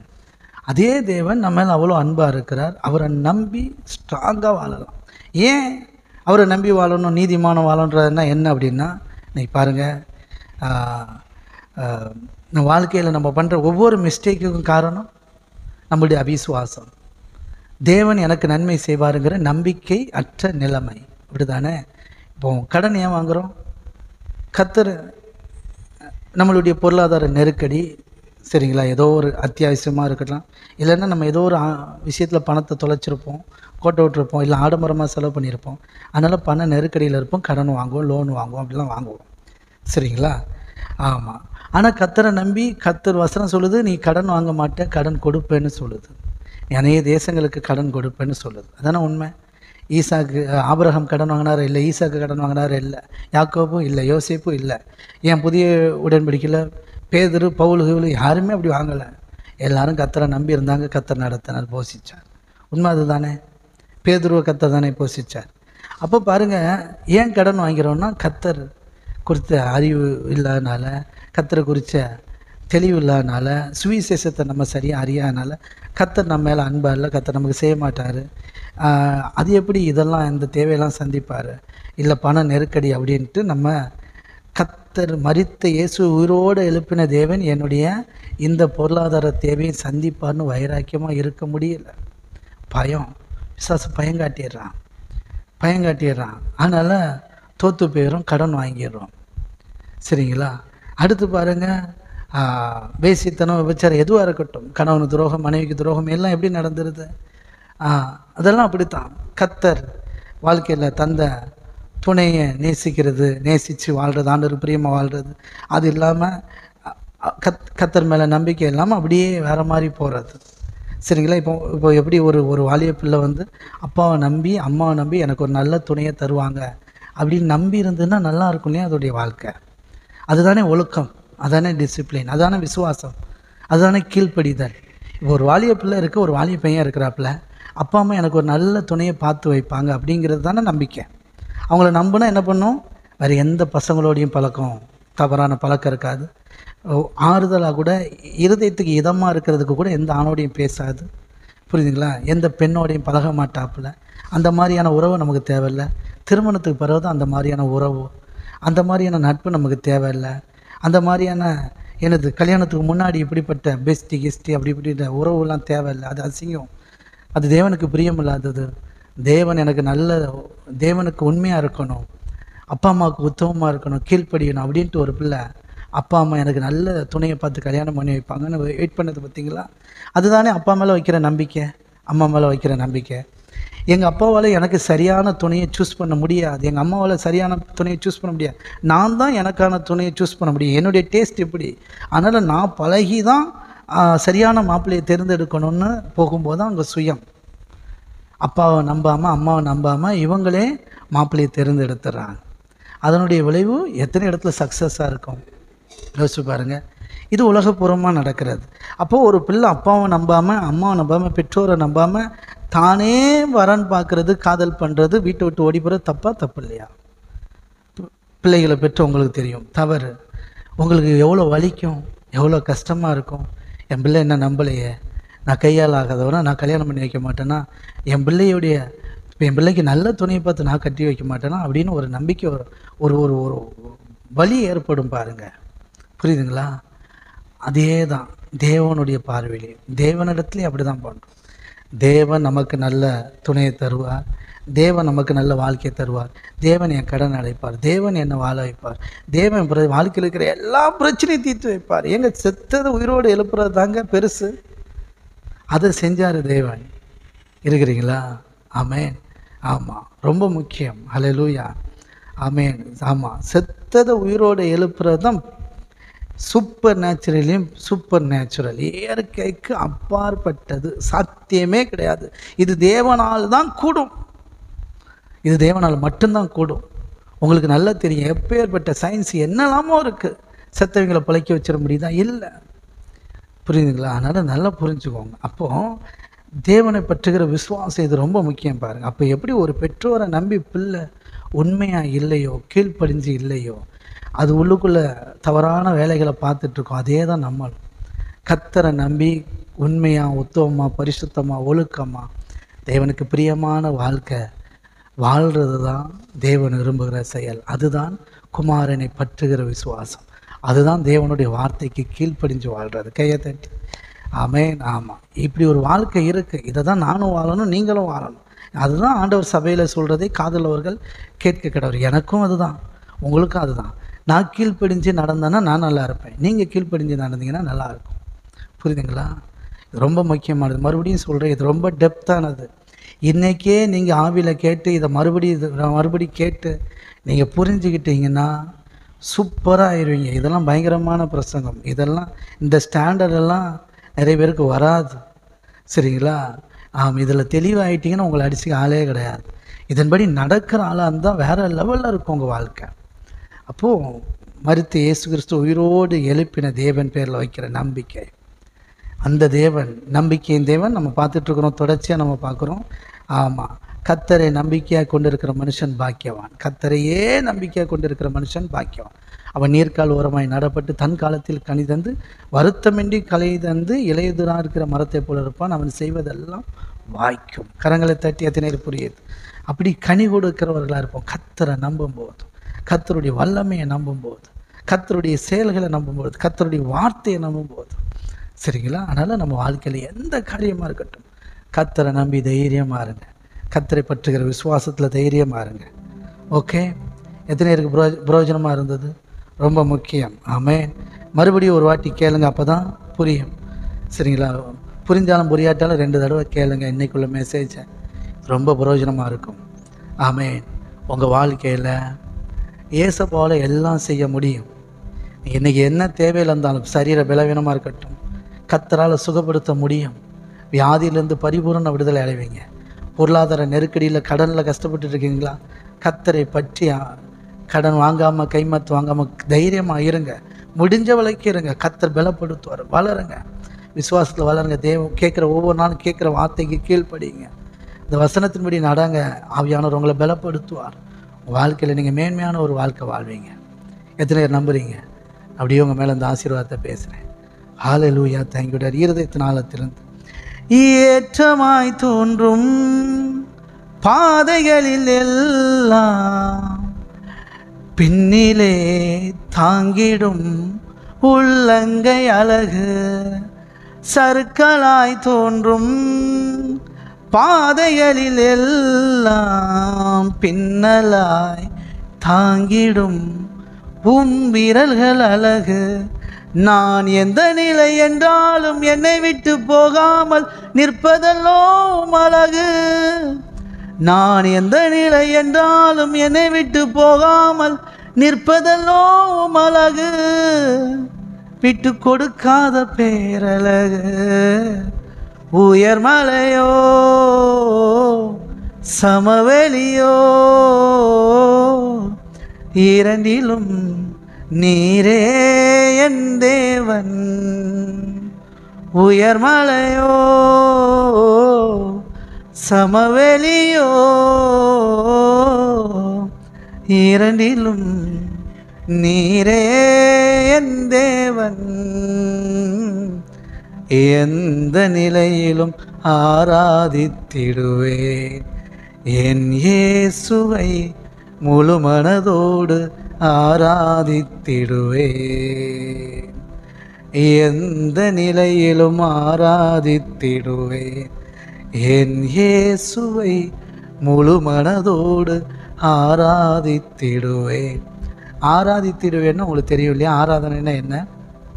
நம்முடைய சரீர அவயங்களை தேவனுக்கு பிரியமான உகந்த பாத்திரமாக ஒப்பு கொடுப்பதே புத்தியுள்ள ஆராதனை. நம்முடைய சரீர அவயங்களை தேவனுக்கு பிரியமானதான். எதை செய்தாலும் அது தேவனுக்கென்று, தேவனுடைய மகிமைக்கென்று செய்கிறதற்கு பார்த்தீங்களா, அதுதான் தேவனுக்கு பிரியமானது. அப்படி வாழ்கிற வாழ்க்கை தான் புத்தியுள்ள ஆராதனை. கரங்களை தட்டி எந்த நிலை வந்தாலும் சரி, எந்த நிலை வந்தாலும் சரி, தேவனுக்கு பிரியமா தேவனுடைய வார்த்தைக்கு கீழ்ப்படிஞ்சு போடா, ஆண்டவரே என் பக்கம், அவர் என்னை தூக்கி எடுப்பார், அவர் என்னை மீட்டு எடுப்பார், என் தேவையை சந்திப்பார். ஆமாம், அழகாக இருப்பீங்க, கடன் வாங்க மாட்டீங்க, வட்டிக்கு வாங்க மாட்டீங்க, கர்த்தரை பற்றுகிற விசுவாசத்தில் தைரியமாக இருப்பீங்க, ஆசீர்வாதத்திற்கு பக்கமே போக மாட்டீங்க. கர்த்தர் உங்களை சுகப்படுத்துவார். போகிறது தப்புன்னு நான் சொல்ல வரல, அப்படி உங்கள் விசுவாசம் பெருகி இருக்கும். போக மாட்டீங்க, போக முடியாத சூழ்நிலைக்கு வந்துடுவீங்க, வியாதியே பட மாட்டீங்க, பலவீனமே பட மாட்டீங்க. அவரை பற்றுகிற விசுவாசத்தில் இதெல்லாம் நடக்கும். மனைவிக்கு ரொம்ப உண்மையாக இருப்பீங்க, கணவனாருக்கு உண்மையாக இருப்பீங்க, பெற்றோருக்கு கீழ்ப்படிந்திருப்பீங்க, பிள்ளைகளை உண்மையாக வளர்ப்பீங்க, நேசிப்பீங்க, உங்கள் குடும்பமே சந்தோஷமாக இருக்கும். கரங்களை தட்டி ஒரு நல்ல வாழ்க்கை இந்த பூமியில் வாழ்வீங்க. கர்த்தரை பற்றுகிற விசுவாசத்தினாலே ஒரு நல்ல வாழ்க்கையை நீங்களும் நான் வாழ்வோம். அவருடைய வார்த்தைக்கு கீழ்ப்படிந்து வாழ்கிற பிள்ளைகளாய் நம்ம இருப்போம். எத்தனை பேர் பிரயோஜனமாக இருந்தது? ஒரு வரி பாடிடுமா? Thank you daddy. ஹல்லேலூயா.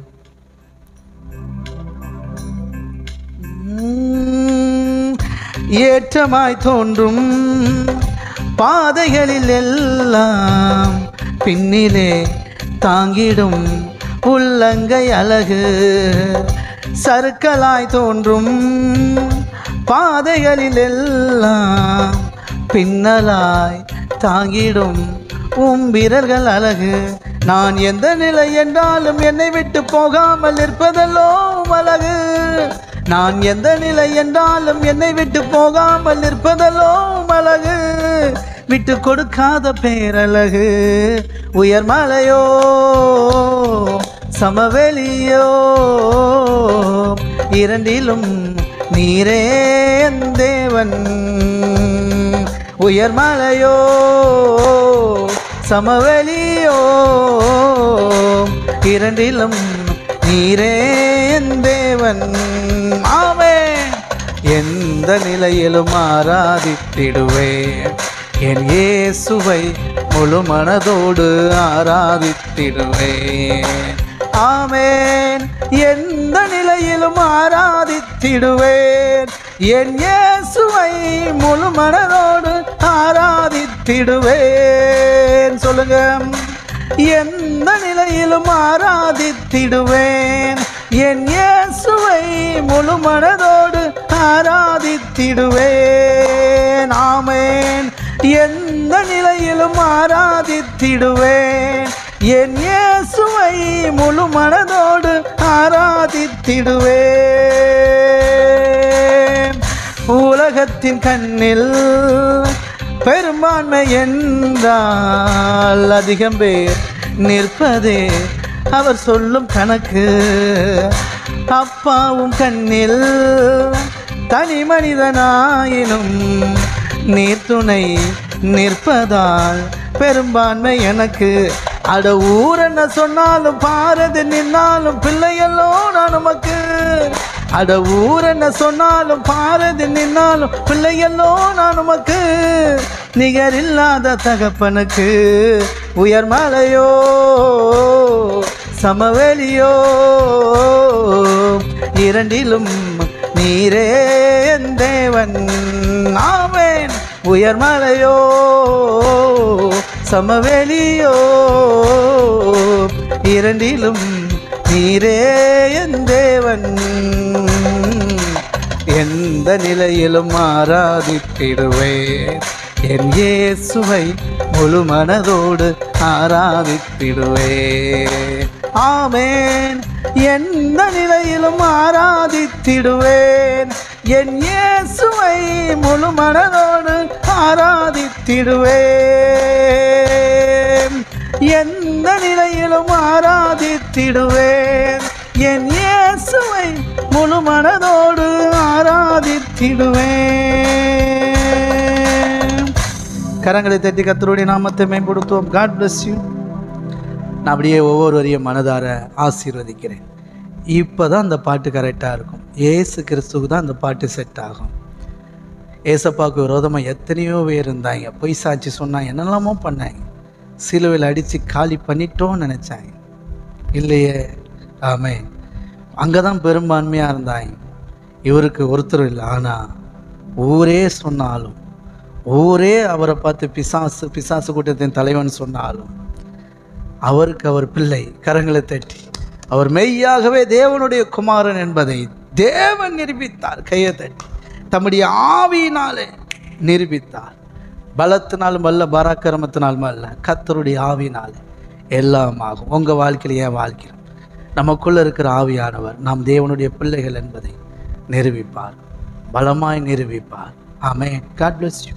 அப்படியே ஒவ்வொருவரையும் ஆசீர்வதிக்கிறேன். கம்யூனியன் எடுத்துருவோமா? அப்பாவுடைய சரீரம் நமக்காக பிக்கப்பட்டது, அவருடைய ரத்தம் நமக்காக சிந்தப்பட்டது. இதை புசித்து பானம் பண்ணுகிற நாம் அவராலே பிழைத்திருப்போம். ஆமென். Thank you daddy. நன்றி அப்பா. ஸ்தோத்திரம் ஸ்தோத்திரம் ஸ்தோத்திரம். Thank you daddy. ஹல்லேலூயா. ஸ்தோத்திரம்ப்பா. நன்றி அப்பா. ஸ்தோத்திரம். நல்லவரே நன்றி அப்பா. Thank you daddy. அப்பாவுடைய சரீரம் இதை புசித்து பானம் பண்ணுகிற நாம் அவராலே பிழைத்திருப்போம், அவரை போல பிழைத்திருப்போம். அவர் நம்முடைய பாடுகள், துக்கங்கள், அக்கிரமங்கள் எல்லாவற்றையும் சுமந்து தீர்ப்பதற்காக தன்னுடைய சரீரத்தை பிக்க ஒப்பு கொடுத்தார். நம்மை பாவங்களை கழுவதற்காக தன்னுடைய இரத்தத்தை சிந்தினார். கழுவி இருக்கிறார், மீட்டு இருக்கிறார். அவருக்காக வாழ்வோம். விசுவாசத்தோடு பசித்த பானம்.